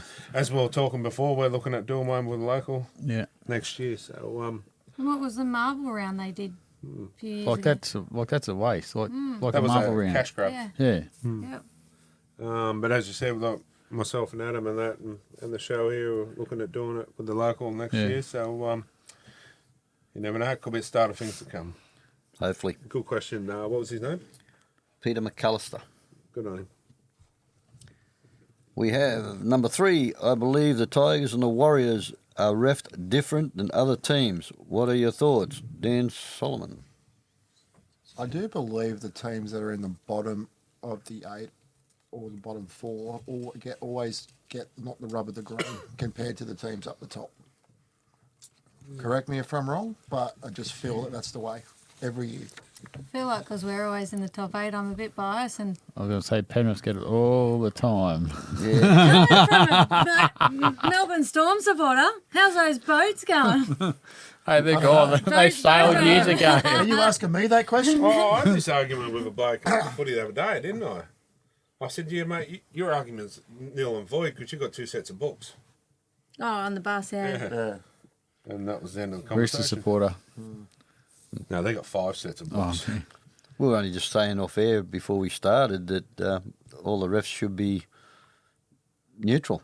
yeah. You know, But how like can they be? easy. How can you not have soft spots for certain teams? You can't. When you're in that That's profession, you've what got I'm to saying. put You're it aside. professionally supposed to be in that. I wouldn't like- have a soft spot for the Knights if I was a professional. They'd just win. Well, that's it. Yeah. My point Forward exactly. pass. Nah, but see, all jokes aside, you can't. No matter what, if you're getting paid big money, you have to put all that aside. Yep. Or Easier said than done. okay, Yeah. okay. Well, when you come in to the NRL, okay. I'm Gary Glitter. My allegiance is Parramatta. So then they don't put you on a Parramatta game, Yep. and they have enough to cover every game, but you don't get Parramatta. But we, like we said, we're talking about that with the topic earlier, and we said it shouldn't matter. If that's the case, well, they've got to come forward and say, "This is my." Yep. Yeah. Well, I just feel like the bottom teams need to play better. Well, it's not so much the teams playing better. It's, unfortunately, I think the referees have a little bit of to say in it. Yeah. Refs don't decide the outcome of the game ultimately. Okay, well, let's have a look at it. Well, there has been a little bit, but let's look at some of the bottom teams that are playing this week, and we'll take note and see if we can, next week, say Pick up yes or no. something. All right? And we'll re-answer that question next week. See how many penalties they get against and 6 against compared to the top teams. Well, Knights up against Tigers. Tigers for a starter. Well, Tigers are last. Knights are still on the fringe, so let's see how that works out. The game the other week, the other team threw 3 forward passes. They scored off 2 of them. And one was a line ball, and they said forward pass. And I'm looking at the replay, and I thought, 1,000 of them were gone. That was Yeah. only against Manly. The Knights and Manly game. No, it was Manly, whatever it was. Storm and Parramatta. Storm, yeah. Jerome Hughes went from dummy half. That's back, that's forward. You're still, And they you're scored. still never going to win, guys. So But Put it to bed, mate. scoreline would have been a lot better, but I'm saying that I'm just picking that one. But this goes back to the bunker should be able to reel and forward passes. Yeah. And We what, can see it. and what are the linesmen doing? Not a lot. No. They do have a say in some of the game. Yeah, linesman. That's Brazil got enough. away with a forward pass on Sunday. Oh, stop it. Take your glasses off. No. I had my glasses on. All the, the referee, the linesman, and the bunker all need to be wired through to each other. yeah. Yep. Better communication, and the referee should be able to, the bunker should be able to go, Forward pass. all right, Adam, pull that up, mate. Just seen a discrepancy there or whatever. Yeah. That done. Because you're going to, That's running the it's going to be game. more full. Yeah, more, I might not have to wear a dress if that was the case. no, leave it the way it is. You It's still wear it, you guys. still You'd have still to wear wear it. one. You still Like wear Corey. one. You don't have to, but you want to. There's a difference. And you still got to make one up from last year too. That's with you. Holding hands, walking through East Maitland. Whatever. You're not wearing that outfit. I'm not going to be seen with you with that outfit. Can I take that one step further? Rather than East Maitland, because, it's a pretty busy place, let's go somewhere quieter like Tom ago. No. Okay. Move No. on. What, the I've mall got in friends over at East Maitland. The mall in Newcastle. Number 4 is from Braden Howarth. Is that how you pronounce it? Howarth, yeah. Howarth. No idea. Hogwarts. Hogwash. Oh, sorry, mate. How do the underperforming clubs entice bigger name players to their club? Did you write this for me? No, but it reminds me of Parramatta. No, shut up. Perform better. And sponsorship. Stop putting clauses in the contracts. Everyone looking at me. Look at him. Realistically, We've had a better run this He year. hurt. I'm sorry, but I'm not one to be cheating the cap. But unfortunately, I think clubs have to. Because the Roosters are doing it and they're getting away with it and the NRL's not going to stop it. The rest of the clubs are just got to follow. Unfortunately, if they're not going to change it, that's the only way we're going to be able to compete with That's it. teams like the Roosters. I don't condone it, but If it's what else good, do you do? if it's good enough for the goose, it's good enough for the gander. Look at the Roosters. Yeah. Spencer, Connor Watson, Dom Young, Tedesco, Hardgraves, all these, just to name a few. Radley, Crichton. Yeah. And the Knights have to get rid of Thiafeti just to be able to keep under the cap. Exactly. We had to get rid of Clemmer. You just have a look at the Knights roster, you have a look at their roster and see that we still have to get rid of people. Have they got anyone on Ponga's money, though? Well, I'd say there's a few up there on that. Radley and that would be on pretty big money. Yeah. Tedesco would be on that. Ponga's the highest paid player in league. Yeah, well, I'm sorry. No disrespect to Ponga again because he's a good player. But that was stupidity of the Knights to put him on that kind of money. Realistically. Like, should have said, okay, you're on $1 million and you got performance enhancing bonuses. But I still don't think any player is worth over $1 million. When you got doctors, nurses, or not, nothing near that. It's just my opinion. Or the NRL should cap it at $1 million. And that's on your salary cap. And then he can get sponsors from the club. Okay, the club might have, I don't know, Wally Wiggs, and they might say, oh, I'm going to give Kalen an extra $500,000 a year. That's your sponsors. Yep. Should be off your cap, but he can, that extra 0.4 million or whatever can be made up of sponsors that's not in the cap. Yeah. Because $1.4 million, there's a lot out of your cap. He's injured, bang, we're stuffed. Definitely. Yep. That's what happens. Yep. And that's it for Gazbag. Yeah, fair enough. That was a good one. Anyway. We're going to go into what caught my eye now? Did you hear anything? Motorbikes, I think. Anyway, what caught my eye? Ow, my eye! Ow, ow! I could say what's caught my ears, but Gary. What caught my eye after the Bulldogs versus Raiders game, the Raiders drummer Simon Tayon, whose wife is a Bulldog supporter, was walking back to his car and was followed by dog supporters who started pushing him and trying to tackle him to the ground. They hit him in the head with a stick. He was fearful for his life. Was pretty Where's the awesome. security? Where the stupidity? Yeah. It's a football game. And the way they carry on is like they just won the grand final. Hate to see if they lost. Yeah. Jesus. So it's Poor bugger. yeah. And like he's been at the Knights games and that, and he's a passionate supporter. Good on him. Like he follows the Raiders everywhere. Yep. And yeah, I thought there was no need for that. Did they give crap to that Eels guy that looked like Jesus all those years? That Para Jesus. Yeah. Yeah. Well, there was another one there. Obviously, I used to work with the NRL doing security, and there was a lady had it was a blue and yellow car. Everything was blue and yellow. She had blue and yellow hair, everything, and she'd park outside the stadium, and she'd have hey Macarena. Remember that? It was hey Parramatta all the way through. Alright. She was. Everything was just Full on. I bet you they wouldn't have given crap to one of our supporters. His name was Skull. There was a passionate St George supporter over the years and had a tattoo, I think, on there. He passed away a few years ago, but I bet you no one would have given him shit. No, the problem was there was like 400 of them. That's why. Yeah, I saw the footage. But, you know, like people go, oh, buddy, dog supporters. I'm sorry, there's grubs in every club. Yep. If for people to go, oh, no, that's just this club, or they come out when the Knights apparently supporter said something to Junior Pullo, oh, typical Knights supporter. I'm telling you, there's grubs in every club. There's not just one club, any different, but yeah, that was just a little bit full on by the dog supporters. Stupidity. What happens if they would have given brain damage or something?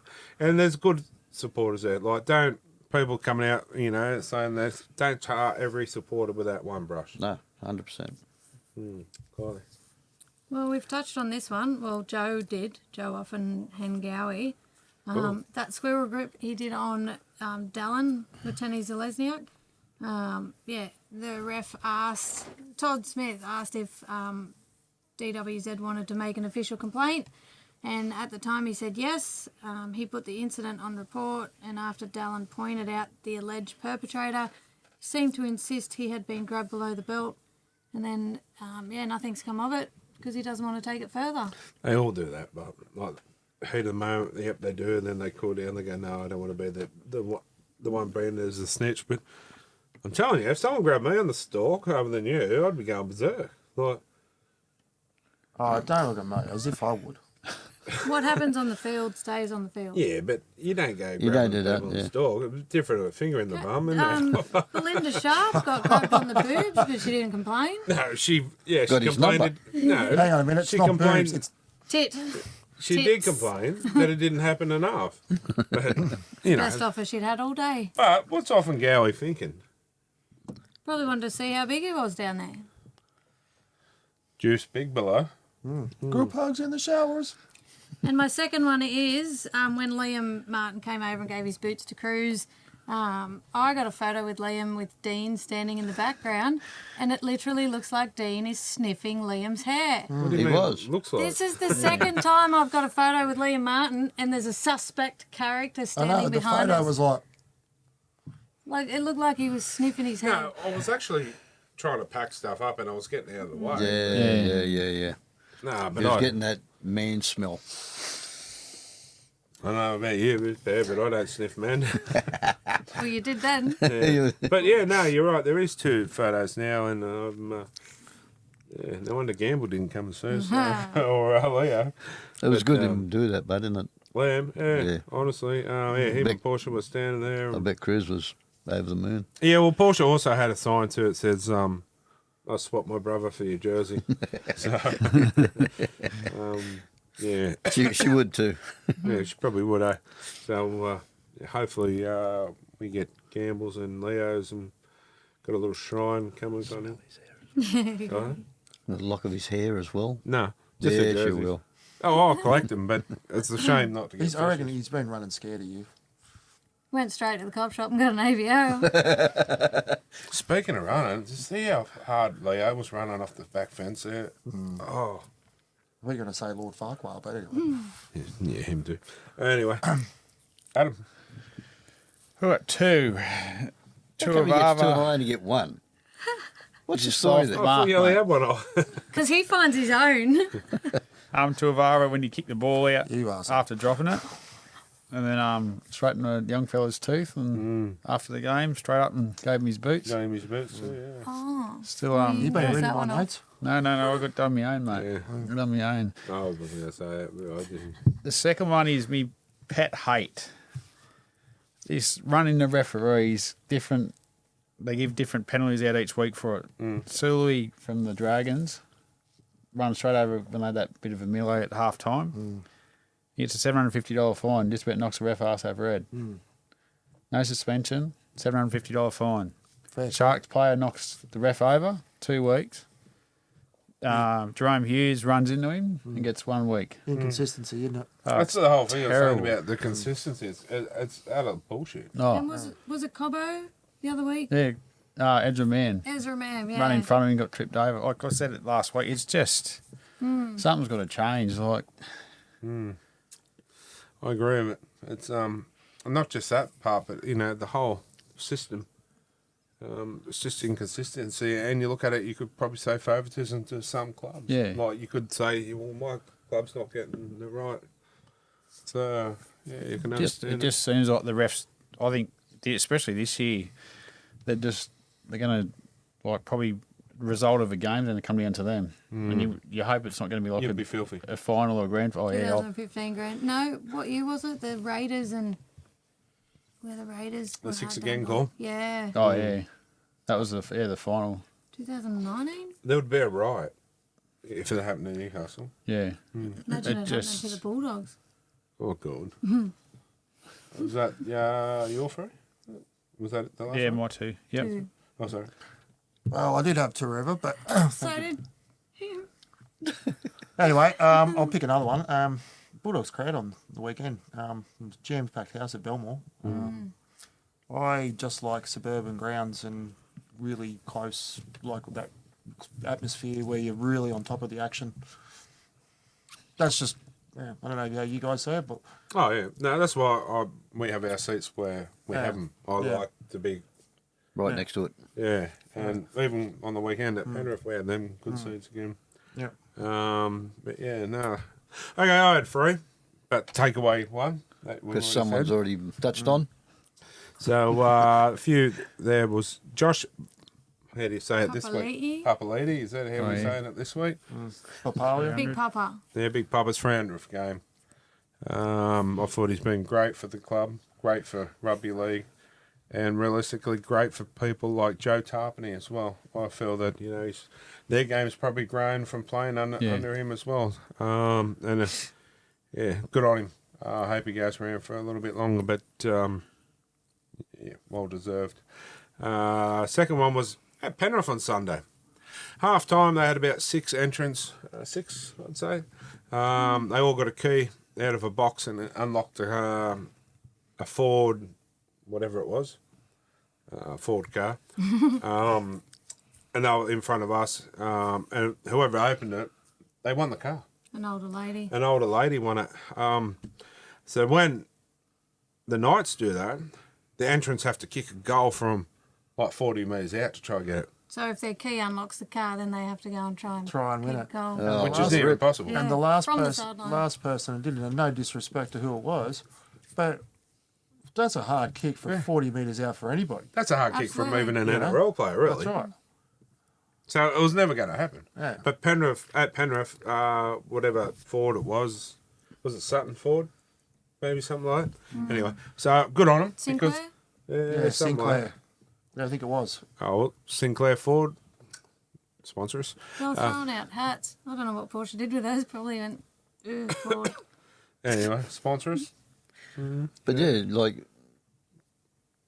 half dozen keys, someone wins it and they drive away. Yeah. They The, did, the and Knights, they get actually it, drive and then And the here's a the football, old try and lady kick it, was- and then we'll give it to you. But No. they were never going to win it. So No. that's the thing. They're going, we look good, but it's never going to win. Yeah. The old lady was so happy too, wasn't she?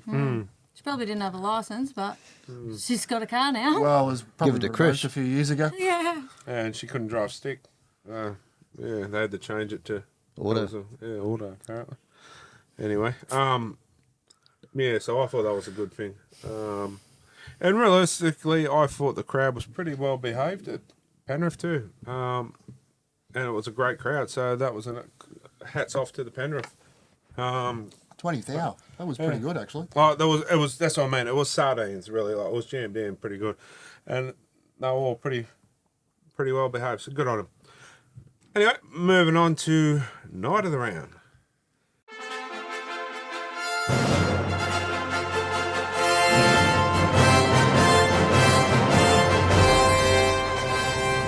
And we'll start with Adam. Looked at Gary Well and played. said, Adam. Well played. I got two, I got a man and a woman. He gets two again. What's the story? I do my research, mate. He's a man and a woman. So. First one's Tyson Frizzell. 1 try, 106 run meters, 3 tackle breaks, 1 line break, 39 tackles. See? Now you're on my side now, are you? Yeah. Yeah, we'll start again. Start with you, Kylie. Who invited him? Well, at least I won't have to say it. There you go. And your woman? Lillian White, Yep. 18-year-old on day. Come on. 18 on debut. 1 try, 1 line break. Line break pretty much turned the game for the Knights to win as well. Yeah. No, good on her on debut. She's been in the Knights, a little bit of info about her. She's been in the Knights system, their pathways coming through, like from when she used to play for Raymond Terrace Roosters and then into the Raymond Terrace Magpies. She played New South Wales under-19s at fullback, the Australian schoolgirls under-19s, and she last year won the Tasha Gale Cup Player of the Year. Well, okay, so she's a bit of a talent. So she's someone to watch, yeah. Well, her debut game for a starter, like that, just attacking the ball, and just a little bit more pace, she would have scored. Yeah, do yourself a favour, have a look at it. It was a good run. Corey? I actually went Greg Marju. No, but he didn't say what exactly is written there. He's copying! I'm not even looking. Now, I actually thought, I did tell you, I thought he was actually, because it's easy, harder to gauge from watching it than watching it on TV. But I did actually read his stats. He, I'm not looking at it. I've seen this on my phone. So Okay. I had come prepared with this. I come prepared. Anyway, you can. No. He doesn't want to get Ladies involved. before He doesn't want to gentlemen. get involved. He did have 180 odd run meters. He was quite safe at the back. 10 tackle breaks. I just thought after I saw that, I thought, yep. And Dave Gagai was probably close by too. I thought he played a pretty good game as well.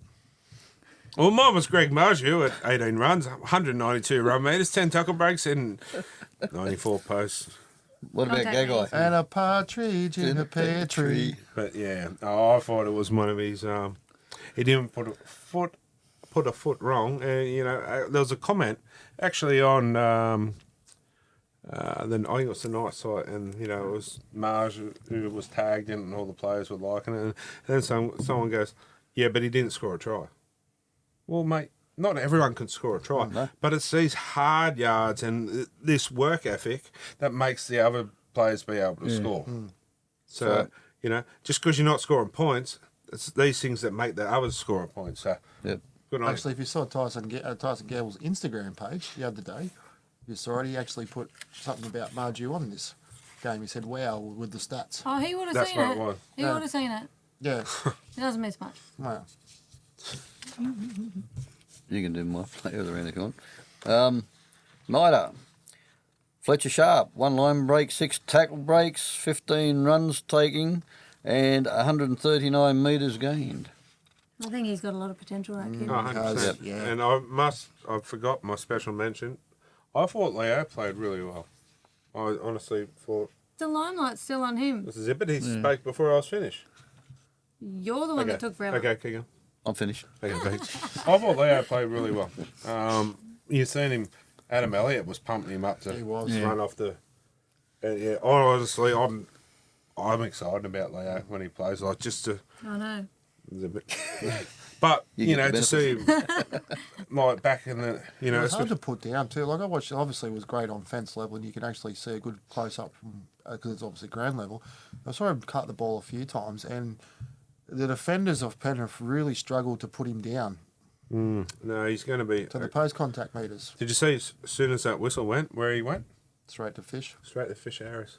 And even Fish just had like a embrace, the Kiwis do the moment together of respect. And I thought, man, that's a lot of credit has to go to Fish for the way. You'd like to be the meat in that sandwich, wouldn't you? Oh, It's a Kiwi No. sandwich. This is not my. He's old, This is man. not my radio. This is yours. come on, boys. Come a little bit closer No, now. I just, credit where credit's due, and I think they're just some exceptional players. Anyway, moving on. Player of the round goes. Panthers debutant Isaiah Longy, 25 runs for 255 metres, 83 post contact metres, and 8 tackle breaks. Played rather well. That's not a bad stat. Played well. I thought we could have done a little more pressure on him to make him. Well, he even tried, give the kid credit. Gamble's at 40-20. He even tried his hardest to keep that in. Good on him. There's nothing of him, too. Like, he's really Good on skinny. him, but It's like a napkin. Kiwi? No way. Kiwi? I don't know. I haven't heard him talk. Or I'm sure he's got Kiwi He's got something in him, yeah. tattoos all on him. Yeah. And that, so. Got a lot of talent coming from over the Kiwis, haven't they? Across the ditch. Across the ditch. Yeah. Got they? Mine would be Titans. Keanu Kinney scored 2 tries, 200 metres gained, 2 try assists and 4 tackle breaks. Yeah, can't argue with that one. He's as we're saying with Elliot, he's certainly a superstar. Adam. I had 2. I had a Yongi from Panthers. Thanks, Gaz. And Harry Grant. 46 tackles, 2 line breaks, 2 tries, 138 run meters, and 3 tackle breaks. And he's just starting to come good this time of year. He's been playing well all year, but yeah. Is he your man crush? Some days he is. Some days he is. He'd be up there. He'd be up He's a there. good player. Harry Grant. Great. I'm a bit of a Pappy fan too, but so yeah. Are you happy, did you say? Pappy. Oh, He's Happy happy with- with Pappy. He's happy with Pappy. Yeah. Corey. Stephen Crichton. Thought he was outstanding for the Dogs. A couple of tries, roll breaks, sparked the crowd. Nothing. Yeah. Yeah, his name, and that's all you Stephen need to say. Is I'm probably going to get Belton here, but is he the biggest loss of Penrith over the last No, you can decade? Really? Well, it's hard to say this now because they're still winning premierships. So, and they've got. I good still depth. think he is. Out of, I can't say the next one. What about Fish? Just stop it. Him and Luai. Yeah, but No eyes. at the moment, Critter. Yeah. And you see what he's doing to that club. And as we were talking to Kurt Mann there a while back, he said Critter just loves the public relations with the fans. In saying that, though, Penrith haven't lost too much because Casey McLean's going to be a gun. Next man up syndrome. And Jesse. Next man up Yep. syndrome. And that's the way, It should be run. So Anyway, that was my mate, Crichton. a lot of people won't agree with this one, but I actually thought this bloke deserved it, and it was Tyrell Sloan. 1 try, 4 tackle breaks, 2 line breaks, 153 metres game. Give me the 20 later. Sounds good. Yep. Nah, so the bloke got dropped and come back to play a performance like that. Yeah. I thought was, and up against a very hard opposition. And he's going to have to do it all again this week because it's going to be another tough game. Here you go. Dogs. Yeah. Sold So out too. Tyrell Sloan was one. This is what we're talking about a couple of shows ago about someone that's not playing up to their level, drop them back. They realise that they're not performing what they were. He's gone back, come up. I know what I've got to do now. I want to stay here. I don't want to go back again. Had a blinder. Well, that's the thing that could work in favour for Jackson Hastings. Yep. I know I've been saying it all year. Jackson Hastings should be at 13. And maybe the Knights are finally thinking that too. I just think he's not our 7. Like, his kicking game's not up to it. But, if we've got Gamble and someone else, and you got, Hastings at 13, you got options all over the park. It's pardon me, guys. Long day. Yeah. Anyway, guys, we'll take a short break and I'll be back shortly.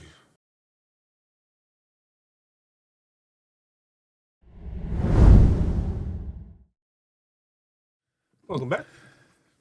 And it's time for, we'll do a little bit of results of the NRLW. Adam.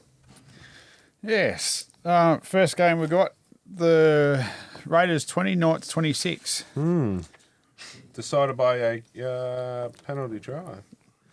None other than Tamika Upton. Do you think it was a penalty? Do you think it was worth the penalty try? I think so. Yeah.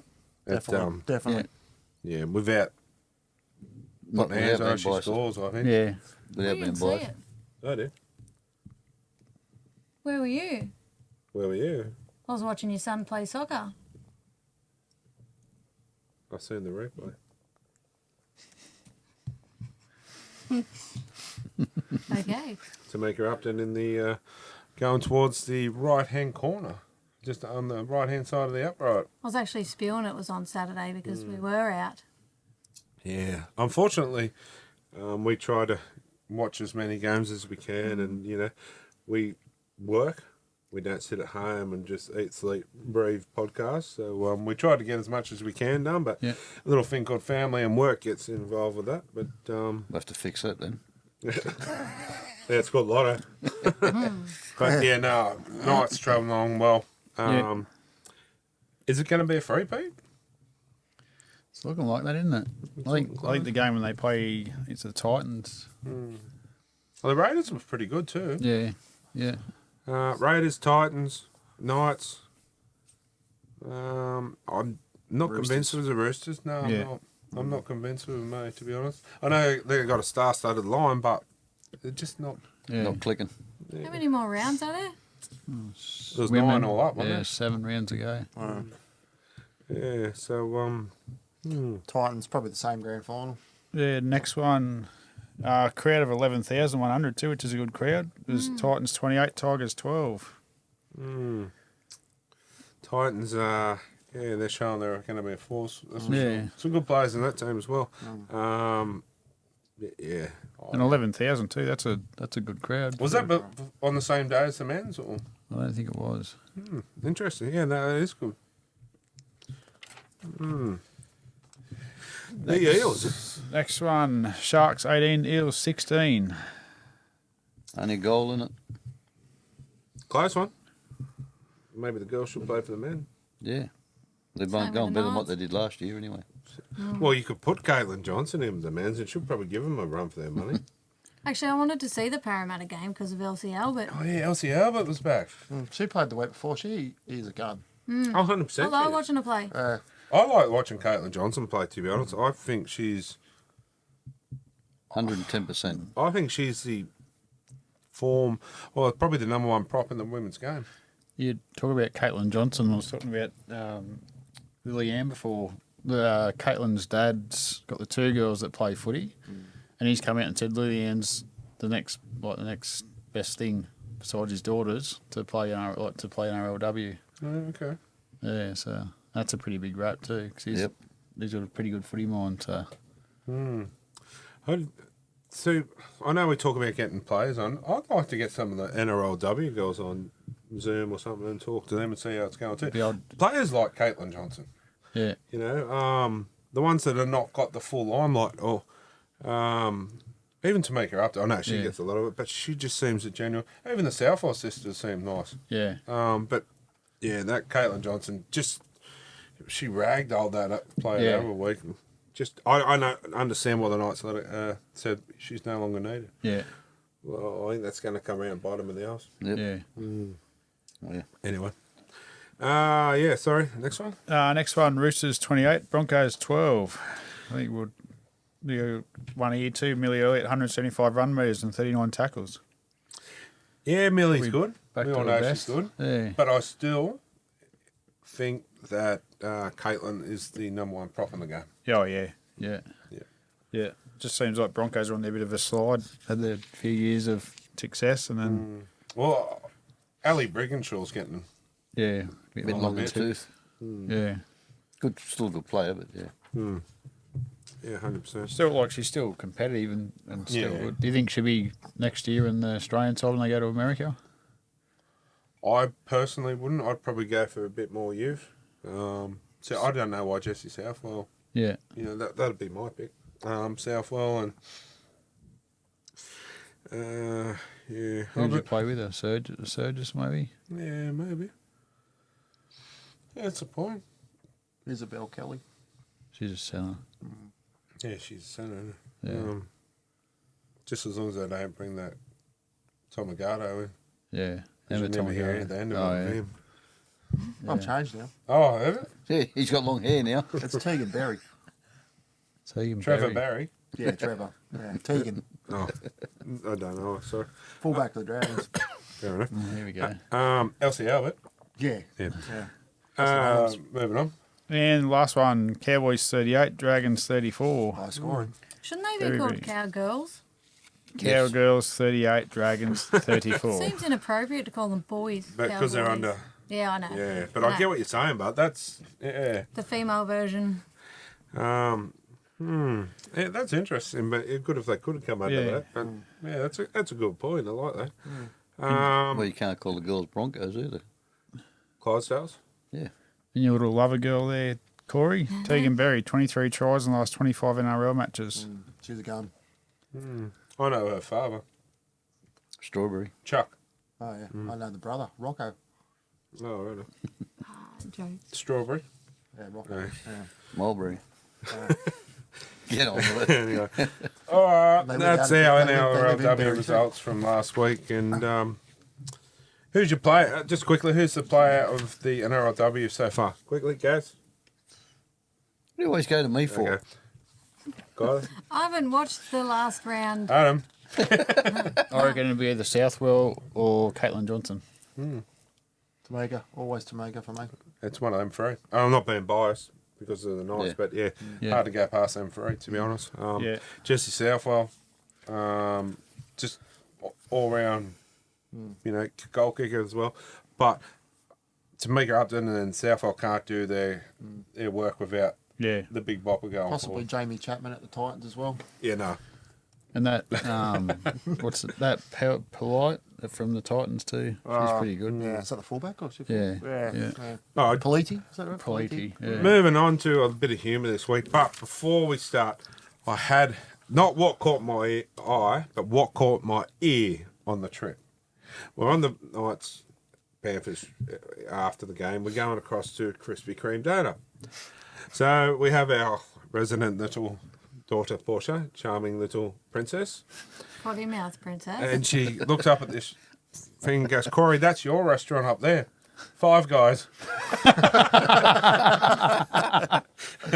So, No, didn't she go? I bet you've had that before. Five Guys. I bet you've eaten there before, Five Guys or something. And I tell you what, it was just the moment you had to be there. It was There hilarious. was all these people around us. That's If my they didn't girl. know Porsche, they wouldn't get it. No. Or Corey. Oh, it was hilarious, but it was just the moment. Yeah, but it's good to see that the kids and all that can get along with you guys great like that and have a bit of. But anyway, Paul Corey. She's a good kid. Paul Corey. But you're never going to live it down with her, so get No, used to it, buddy. Hey, Keep wearing that I'd each rather be that than be the other way, if that makes sense. Like behind my back. Oh, yeah, no, she's not like that. She'll rip you off to your face. Yeah. He's going to keep wearing that get up. Where every week. did she get that off though? Off your mum or? Piss off, I'm nice. It's a PG show. No, but yeah, it was funny. Anyway, bit of humour.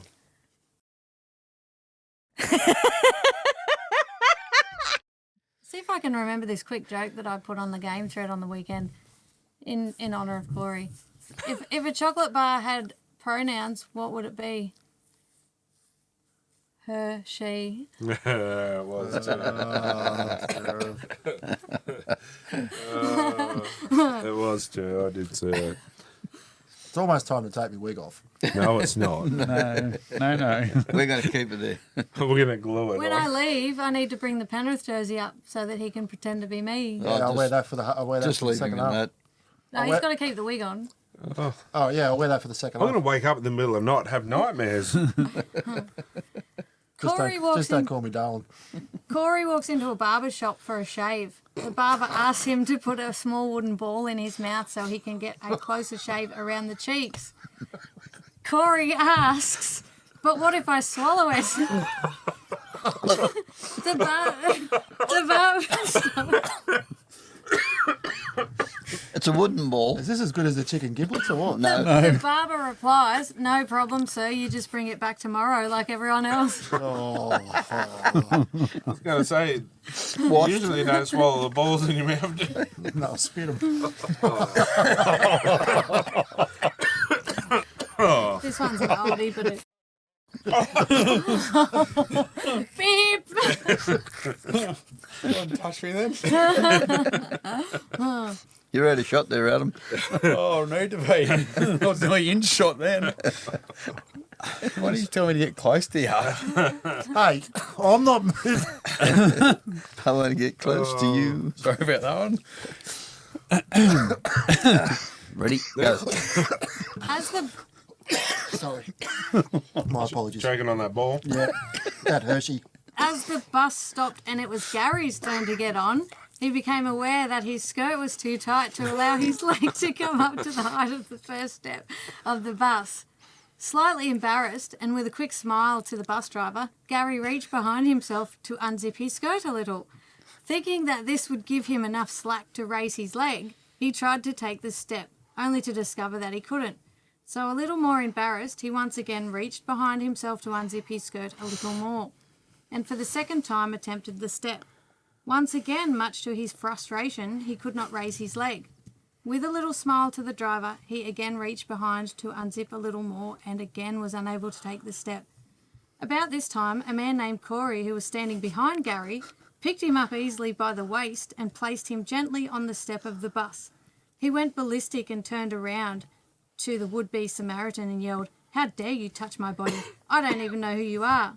Corey smiled and drawled, "Well, normally I would agree with you, but after you unzipped my fly 3 times, I kind of figured we were friends. You know what I mean?" I'm copping a flogging tonight. Any chance Adam can... Well, I'm doing the zip. I'm not supposed to work going to get a flog. Flogging, yeah. Last one. Me again? Adam and Dean. Adam was, It's all good, bro. Adam was leaving a convenience store with his morning coffee when he noticed a most unusual funeral procession approaching by the nearby cemetery. A black hearse was followed by a second black hearse, about 50 feet behind the first one. Behind the second hearse was a man walking a dog on a leash. Behind him, a short distance back, were about 200 men walking single file. Adam couldn't stand the curiosity. He respectfully approached the man named Dean walking the dog and said, "I am so sorry for your loss, and this may be a bad time to disturb you, but I've never seen a funeral like this. Whose funeral is it?" "My wife's." "What happened to her?" Adam asked. "She yelled at me and my dog attacked and killed her." He inquired further, "But who is in the second hearse?" Dean answered, "My mother-in-law. She was trying to help my wife when the dog turned on her." A very touching moment of brotherhood and silence passed between the two men. Then Adam asked, "Can I borrow the dog?" Dean replied, "Get in line." That's a bit harsh. Yeah, it's a good one, that one. Oh, good, but I like the first one. Yeah. Corey in the ball. I bet you liked it too. The zipper. You got it all. They're good, aren't they? They're good, weren't they? Balls, zippers. Having a Why ball jump tonight, 6 aren't foot? you? But The cameraman's my chain. Late at night. Gaz over there, he's got tears in his I eyes. know, and the cameraman's my chain. Gary wants to catch a bus. Do you want to go with him? The next bus trip we're going on, you know he's at it. I'm going to get a nice tight mini skirt. Out of his cupboard. Yeah, Anyway, you wear Margot's, don't you? I can fit in my wife's clothes. It's a high That it? heels. High heels I can't. thanks for coming. Nah. My dad did. I was going to say rephrase that. Anyway, He did something that I didn't do. Spit. So what? he said he did something that he didn't do. Your mother. Anyway, on that note, there's a bit of here we're going for tonight. Let's And get loose. yeah, We're going Thanks down the for wrong road. Down the slippery we'll slide here. catch you next week. Who's the Panthers got this week? All Us. right. 2 points. Easy. I don't know. Friday night, 8 p.m. Oh, that's I like a Friday night game. I don't, because I've got to get up at 4 o'clock. Are we just in time for after work for this one? So Fair enough. All right, thanks for everything you do, and for us again tonight, and yeah, catch you next week. All right, guys, we'll be back after these short messages.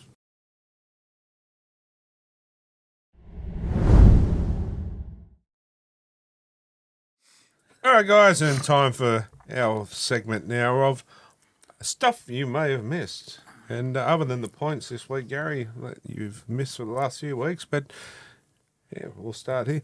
The Olympics. The Olympics have been on, and you know we've all seen it. Seen some of the names. The first one there from Canada, Richard Funk. There's a Canadian there. funky. Yeah. This one, 2 swimmers there, Long Wang.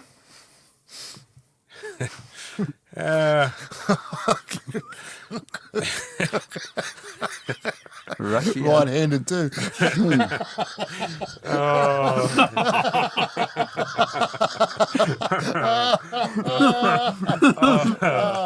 that's cold. That's a jam. Have you met this person at the boat ramp? Who?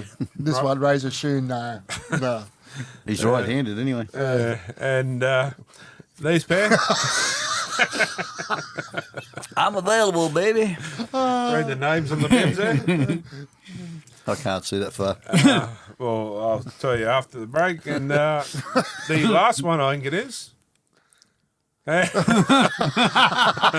Corey's been in the crowd over there in I've been in the NFL. NFL. Was that the Dallas Cowboys? Yeah, I suck at fantasy football, and yeah, Still got a dress on too, I see. yeah, I like his little what do you call that handbag thing? Yeah. What do they call it? Accessory.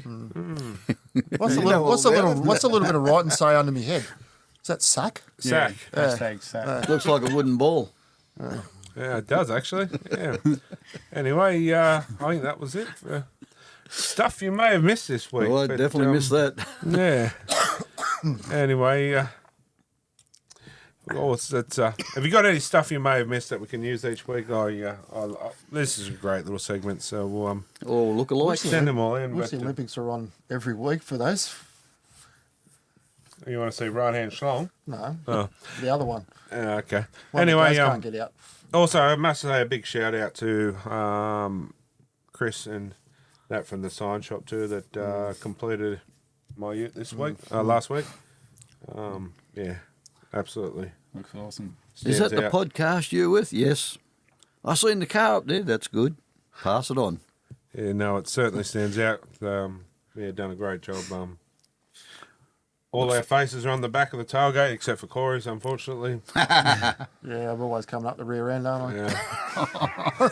Yeah. I'm sorry. They just said that you had a face for radio, so they didn't want to put it on. well, No, no. it's coming. It's coming. It's coming, it's coming, baby. They were going to put it. They were going to Forget put like my a rep. picture of Corey on there and have his ass end as the exhaust pipe. But Would you put that picture of stuff you may have missed on the back of it? which picture? The one at the end. We'll suck at fantasy football. No, I'm going to drive that thing. Anyway, guys, we're going to take another quick break, just a short one, and we'll be back shortly.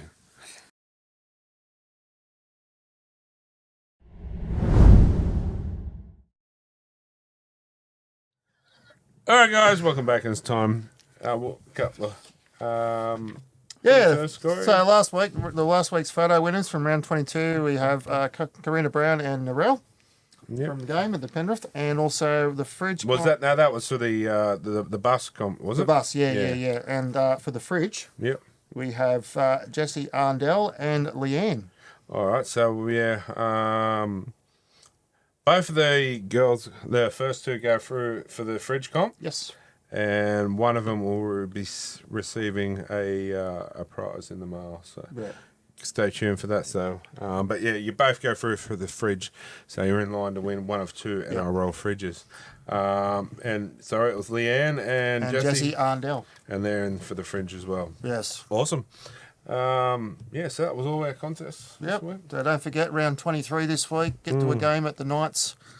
And get creative because, yeah, we're coming down to the lower end of this, Yeah. So if you want to get in, they're two NRL fridges, like $600 fridges each. Yeah, and that's even for the girls at 6 o'clock if you guys stay around after the men's. Yeah, it's a shame. Like, to be honest, I'm not going to lie, I won't be sticking around because I start work too early that's fair anymore. enough. And you've got kids, by the time we get home, it's 10 o'clock at night. And, yeah, it's a shame because I really did want to see them. But, yeah. Anyway, moving on to team lists for this week and preview of this week. We'll go through the games as we go and we'll do a team list when we get to the Knights. But this week we've got the Rabbits up against the Storm on Thursday night. Oh, Storm by about 40. Yeah, I'll be taking the Storm. I reckon it'll be a cricket score. They'll want to return from last week's loss. Yeah. It was that the loss though that they need before the finals, though? Correct, mate. I think they'll probably. I don't think it'll be a cricket score. So, like, South's has still got a handy side, but we should get the chocolates.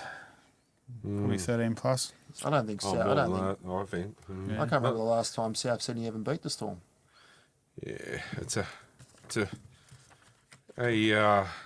big look at look Pappenhausen, Warbrick, Meany, Anderson, Munster, Hughes, Grant, Joshy King. Shut up. He's Nelson. getting excited here. I just it's Massive side. Yeah, isn't but it? the guy that I don't mind also in the forwards is that Trent Liera. I reckon he's a solid workhorse as well. So what's happening with Christian Welsh? Is he out injured, Ads? Or? No, he was due back this week. Right. So that may change. Has he gone sort of down in the pecking order, so to speak? Like he was captain for a while, Yeah. Yeah. and then just sort of seen. I wouldn't say on the outer, but maybe he's got nude photos of Bellamy's wife or something. But I wouldn't go that extent, but yeah. yeah, you know what I mean. Like, Yeah. I'd put him there over that Lorero. I don't rate him at all. You don't rate him? Okay. I just think he's got something to go for. But And we had Remy Smith go overseas this week, yes. immediate Yes. release. So But have a look at what you've got. That Jack Howell, there's another bloke Yeah. coming through. I don't mind him. Nick Meaney in the centres. He's killing it in the Storm. And Grant Anderson, like as I said, the former butcher boy. He's so they're smashing it too. they're playing really well. yeah. Anyway, yeah, so it's Storm for me. Storm. Storm.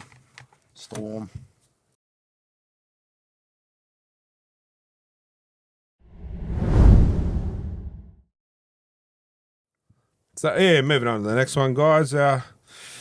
Is the Titans and the Sharks. Yeah, hard to go past the Titans. Yeah. Yes, they're playing pretty good footy. Yeah, I reckon they can. It's up there in Titan territory, so I'll be taking the Titans. Same. It's interesting to read there. Titans haven't defeated the Sharks at Seabus since 2017, and the Sharks have won 9 of their past 10 up there. Oh well, Dragons Thing- took 25 years to win in Melbourne, so it can be done. You have to bring that up. Kick a bloke while he's Yeah, playing. cop this off. Hang on, while we're there, what's this bet? Yeah, well, I reckon we can do that. You know, that microphone that we bought, where he has to stand out in the street and do a bit of publicity. What do you reckon? Hear We it. could do it. Microphone suit that we've got, Yeah, haven't used. What do you reckon? That's, Yeah. a bit better than the Borat suit you were going to give me. well, that wasn't me. That was No, that's that, his fantasy. That was the That was mine yeah. Oh, so it's your fantasy. Oh, right. for him. You know what we'll do here, righto. We'll do that and put Time him and in date. ASAP. Whenever we can all get a chance to get together. Get a camera and laugh. Yeah. Oh, I've got plenty of them, don't you worry. Yeah. Anyway, moving on. Well, that's settled now. Hang for on. me. The Titans and the Sharks. So, yeah, Titans for me. Yeah, Titans. Titans. Titans. Can't go past him. Next one will be... I don't know if this will be as... Everyone's expecting Penrith to walk all over the Eels. I think the Eels might put up a bit of a fight here. Because it showed last week. But I still think the Panthers will be far too strong. But yeah, they could put up a bit of a fight, guess. Yep. I'm going for the Eels, but realistically, Your head says Penrith, heart Yep. says Eels. if they get beat by a close one, I'm happy with that. Like the Knights last week. Yeah. Two interesting matchups. Jake Targo versus his brother, and Blaze Talagi going to his club that New he'll be club. there. Yeah. So, obviously, I think the Targos that'll be good because I think it was Isaac that actually presented his brother with his jersey No, righto. a couple of weeks ago. So, Regan Campbell, Gillard, and Moses Leota. ooh. That's what I'll be. Now he's off contract there. RCG. Campbell Gillard, you'll Yeah. find him in England next year. Wilmere Greg, too. I still think Fisher Harris is a massive loss from there. Yeah. But yeah, I'll take the Panthers. I know where my bread's buttered. Yeah, Panthers for me too. Penrith. And moving on NRLW. to the Raiders and the Ben Chickens, or the Sea Eagles.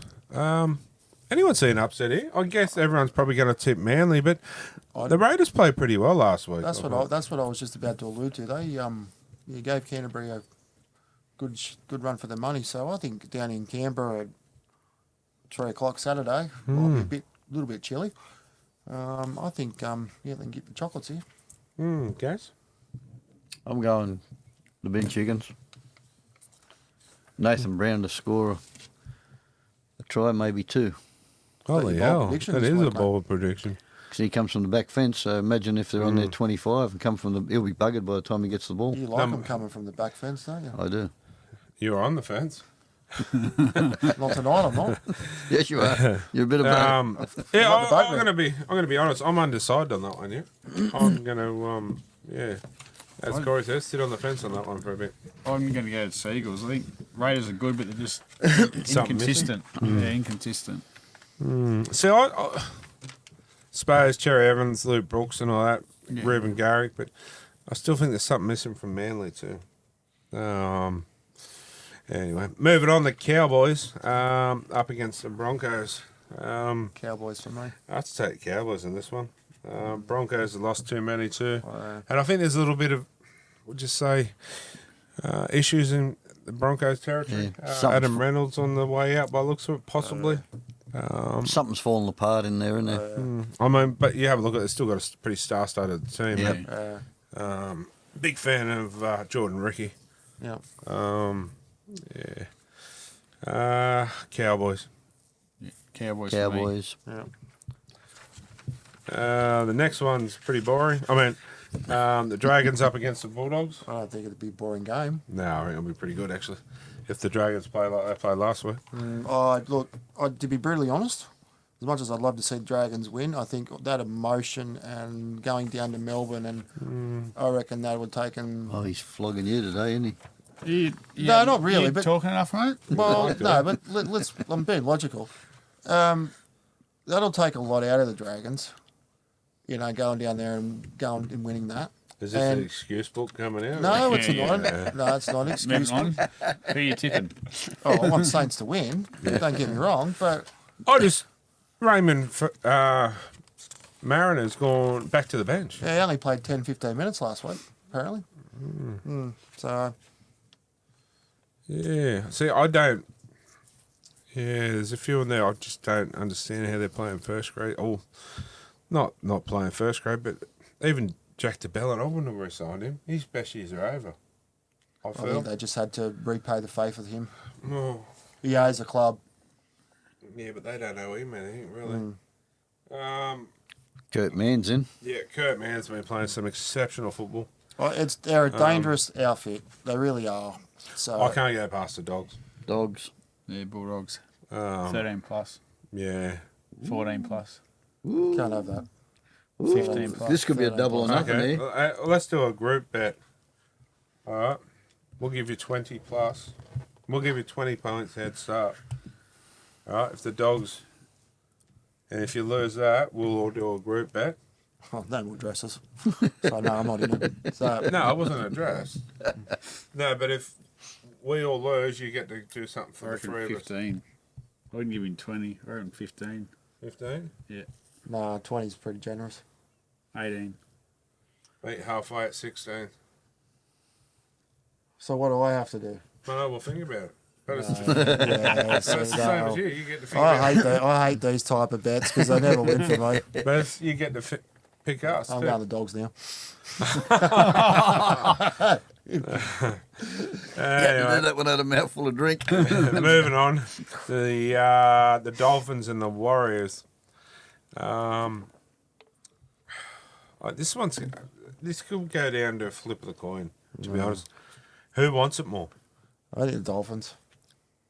Sean Johnson's back, so I mean I'm They got more to play for. going to take the Warriors. You know what? Sean Johnson announcing his retirement. Yeah. I reckon the team will live Massive to send him game. out a winner for the rest of the year.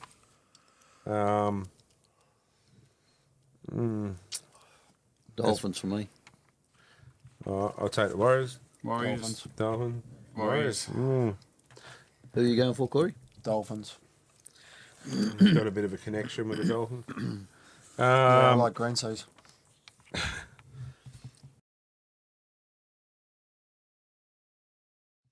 The next one, the game of the round, the Newcastle Knights up. I wouldn't say game of the round, but it would be. Yeah, it's Channel 9. Yeah, 4 o'clock. Knights and Tigers. We'll go through the team here quickly. Number 1, Kalen Ponga, Fletcher Sharp and Greg Marju on the wings. Dane Gagai and Dylan Lucas are our centre pairing. Tyson Gamble and Phoenix Crosland are the halves. Up front, we got Daniel Saifidi and the beast himself, Leo Thompson, Jaden Brayley at hooker, Tyson Frizzell, Kai Pearce-Paul, and Adam Elliot at lock position. The bench consists of Jack Cogger, Matt Croker, Jack Havrington, and Brody Jones comes in for Jacob Saifidi. So good to see Broads get another start.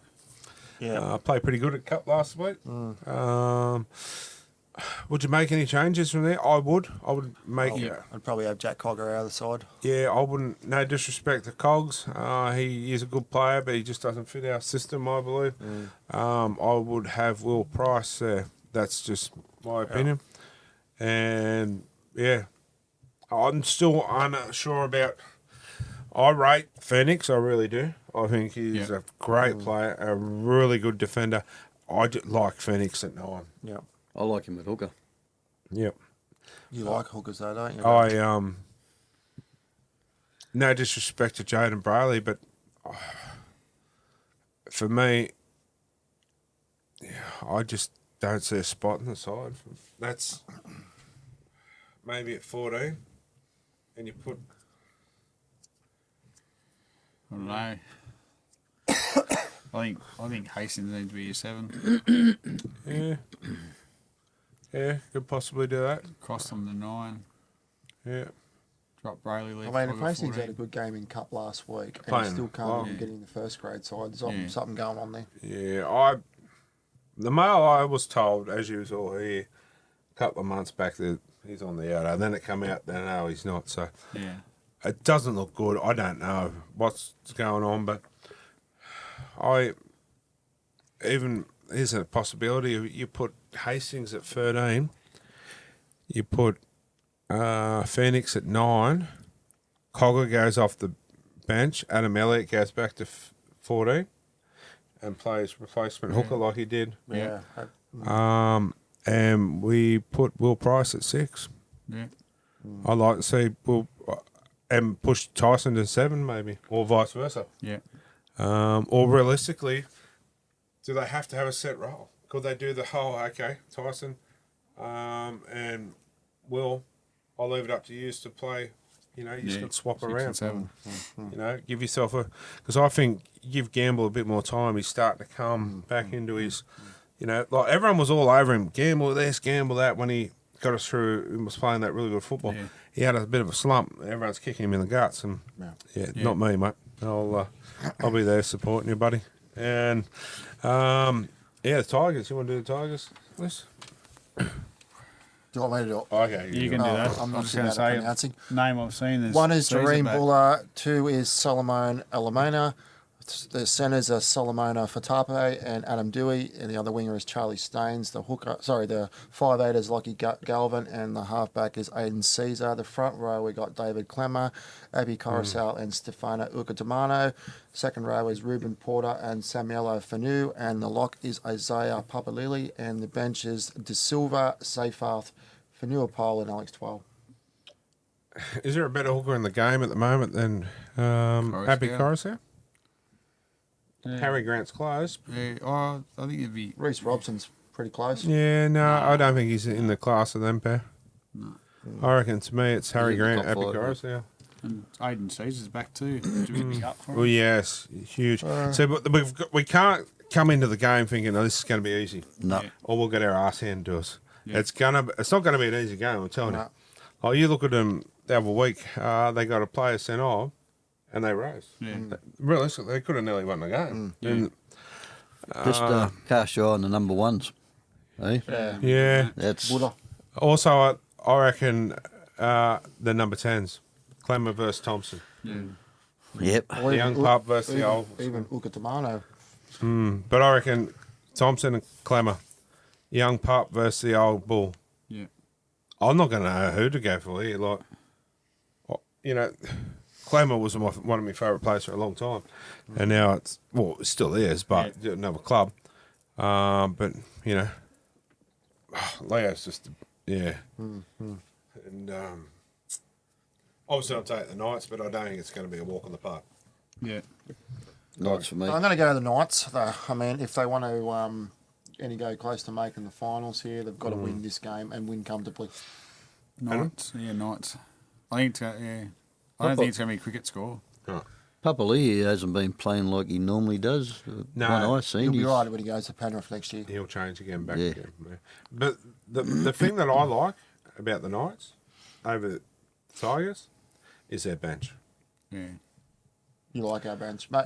Matt Croker is a Hetherington, good, honest Jones. Hetherington. Brody's playing Those really well, three- playing good minutes. 15, 16, 17 Right. will go all day. Yeah. They will, especially from Brody and Matt Crocker, Yeah. you know what you're going to get from them all the Yeah. time. Yeah. And they will never let you down. I'll tell you what, Jack Hetherington, a lot of people, he's not worth it. You will look at it, he does. He's someone you want in your team. He does the hard yards and he won't back down for no one ever. And, okay, if Leo's not on and Clemmer and all co are going at someone young and whatever, Yeah. he's going to be he'll be straight in there and you need someone like that to protect your young players or Yeah. protect your pongers. Like Clem used to. He would protect Ponga like when someone went at him. We need people like that because realistically, other than Leo Thompson, who we got to do that? Yeah. Yeah, not much. Frizzell was probably one. Yeah, Frizz will. Yeah. Gamble would, but you want someone with a bit of. Anyway, so that's their men's for this week, and the Roosters have a bye. So time for the women's. The Roosters and the Tigers. Yeah, so Saturday, 11 o'clock at Gosford. You got, I don't know, Kamali sticks with his side with the Tigers. I think the Roosters will do them, but I don't think it's going to be easy for them. Roosters for me. Yeah, Same. I'll take the Roosters, Yeah. but not confident. Next one. Next one's Raiders and Sharks at Joe Stadium in Canberra. And Raiders. Yep. Raiders played some pretty good footy. But realistically, that kicks a little bit longer and she doesn't Yeah. touch to make her up, then they win the game. Yeah, So Raiders for me. I'm going to go Sharks. Don't look at me like that. That better? Yeah. Gary Glitter. Next one, totally Workwear Stadium in Brisbane. Someone help me out. Is that the Cowboys Stadium or is that Dolphins Stadium? know No, what. Dolphins is KO Stadium. KO Stadium. Unless they've changed it. It's a double header. Oh. Yeah, so you got the Cowboys and the Eels at 12 o'clock and then Broncos and Titans at 1:45. Anyway, Cowboys for the Cowboys. girls. Cowboys and Eels. Yeah, probably Cowboys just. Maybe a close one, I think. Eels. Of course you go Eels. Yeah, Cowboys, but Elsie Albert will score the Eels this week. Yep. And then Titans. Broncos Titans I 1:45. think Titans. Yeah. Broncos will go 0-3. I think the Titans are going to be hard to beat with the Knights this year. They're my two front runners. Yeah. Well, it's I think clear it'd to see, isn't it, already who's going to be top of the props. Yeah. With Titans for me. And the last one. The last one, Knights and Dragons, 6:10, McDonald Jones Stadium. To make her up then, Caitlin Johnson and Jessie Southwell fine like they have been. I like the fullbacks, do like Upton, and obviously our fullback's quite good as well, so watch her. But other than that, we probably don't have a lot. That don't mean Not nothing, enough. but Yeah. Not enough firepower, but yeah. they can come down. Bounce of the ball. Yeah. Well, It's that's, going to be a close one. I was just reading there. Both sides have got two new signings that played in Paris in the rugby sevens What, from Knights? New Zealand. Oh, you got one each, yeah. One each. Oh, okay. Tanika Wilson from for the Knights and Tyler King for the Dragons. Okay. So fresh off winning the gold medal in Paris, Yeah, straight good into Macca Jones Stadium on Sunday night. fair enough. Well, that's the NRLW for this week. So we might take a short break, come back and wrap it all up. All right, guys, welcome back, and it's time to wrap it up. But before we go, Adam, you got a little bit of ants news. Yeah, mate. Three teams again this weekend.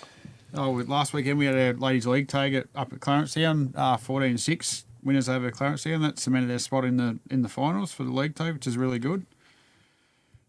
This weekend, the girls' ladies' league tag are down at Spears Point at 2 o'clock against the Wabakal, and that's they'll be probably playing them again the following week as well. So it'll be 4v5, and then they'll play this weekend and the following weekend as well. Women's tackle, we're at home against Cessnock at 3 o'clock at Makichi's. That's probably maybe a game we hopefully will try and win. That'll get us into the finals as well. And our last game of the year for our men's side against West Walls End at 1:30 at Les Wakeman Oval. It's sort of been a bit of a rebuilding year for the men, but they've tried hard every week and turn up for each other. So they've done That's the well. main thing. That's the main thing. But Yeah. anyway, a big shout out to all three teams, and hope you do well on the weekend. Yep. Good luck. Go the Ants. But win, lose or draw, we're right behind them. Yeah. So Yep. Yeah, no, it's been good. Like if we can get both girls teams at least in the finals, it'll be successful. So fingers crossed. yeah, no, I'll that's do the good. pom poms for that. Wearing that. Oh, God.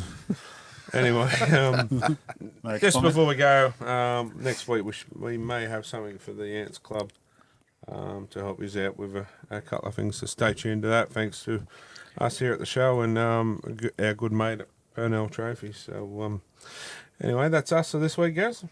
Yep. Go the Parramatta. Panthers. I hope it's a good game anyway. Yeah, that's it. Storm.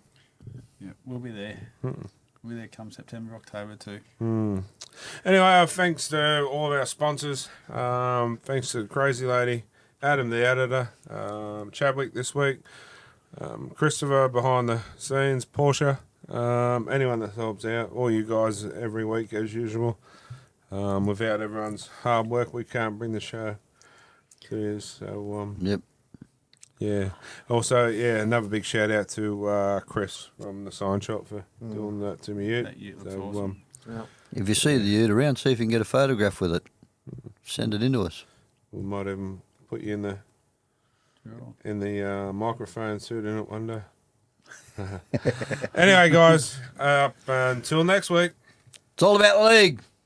Too much gay talk going on. Yeah, I'm taking you with me.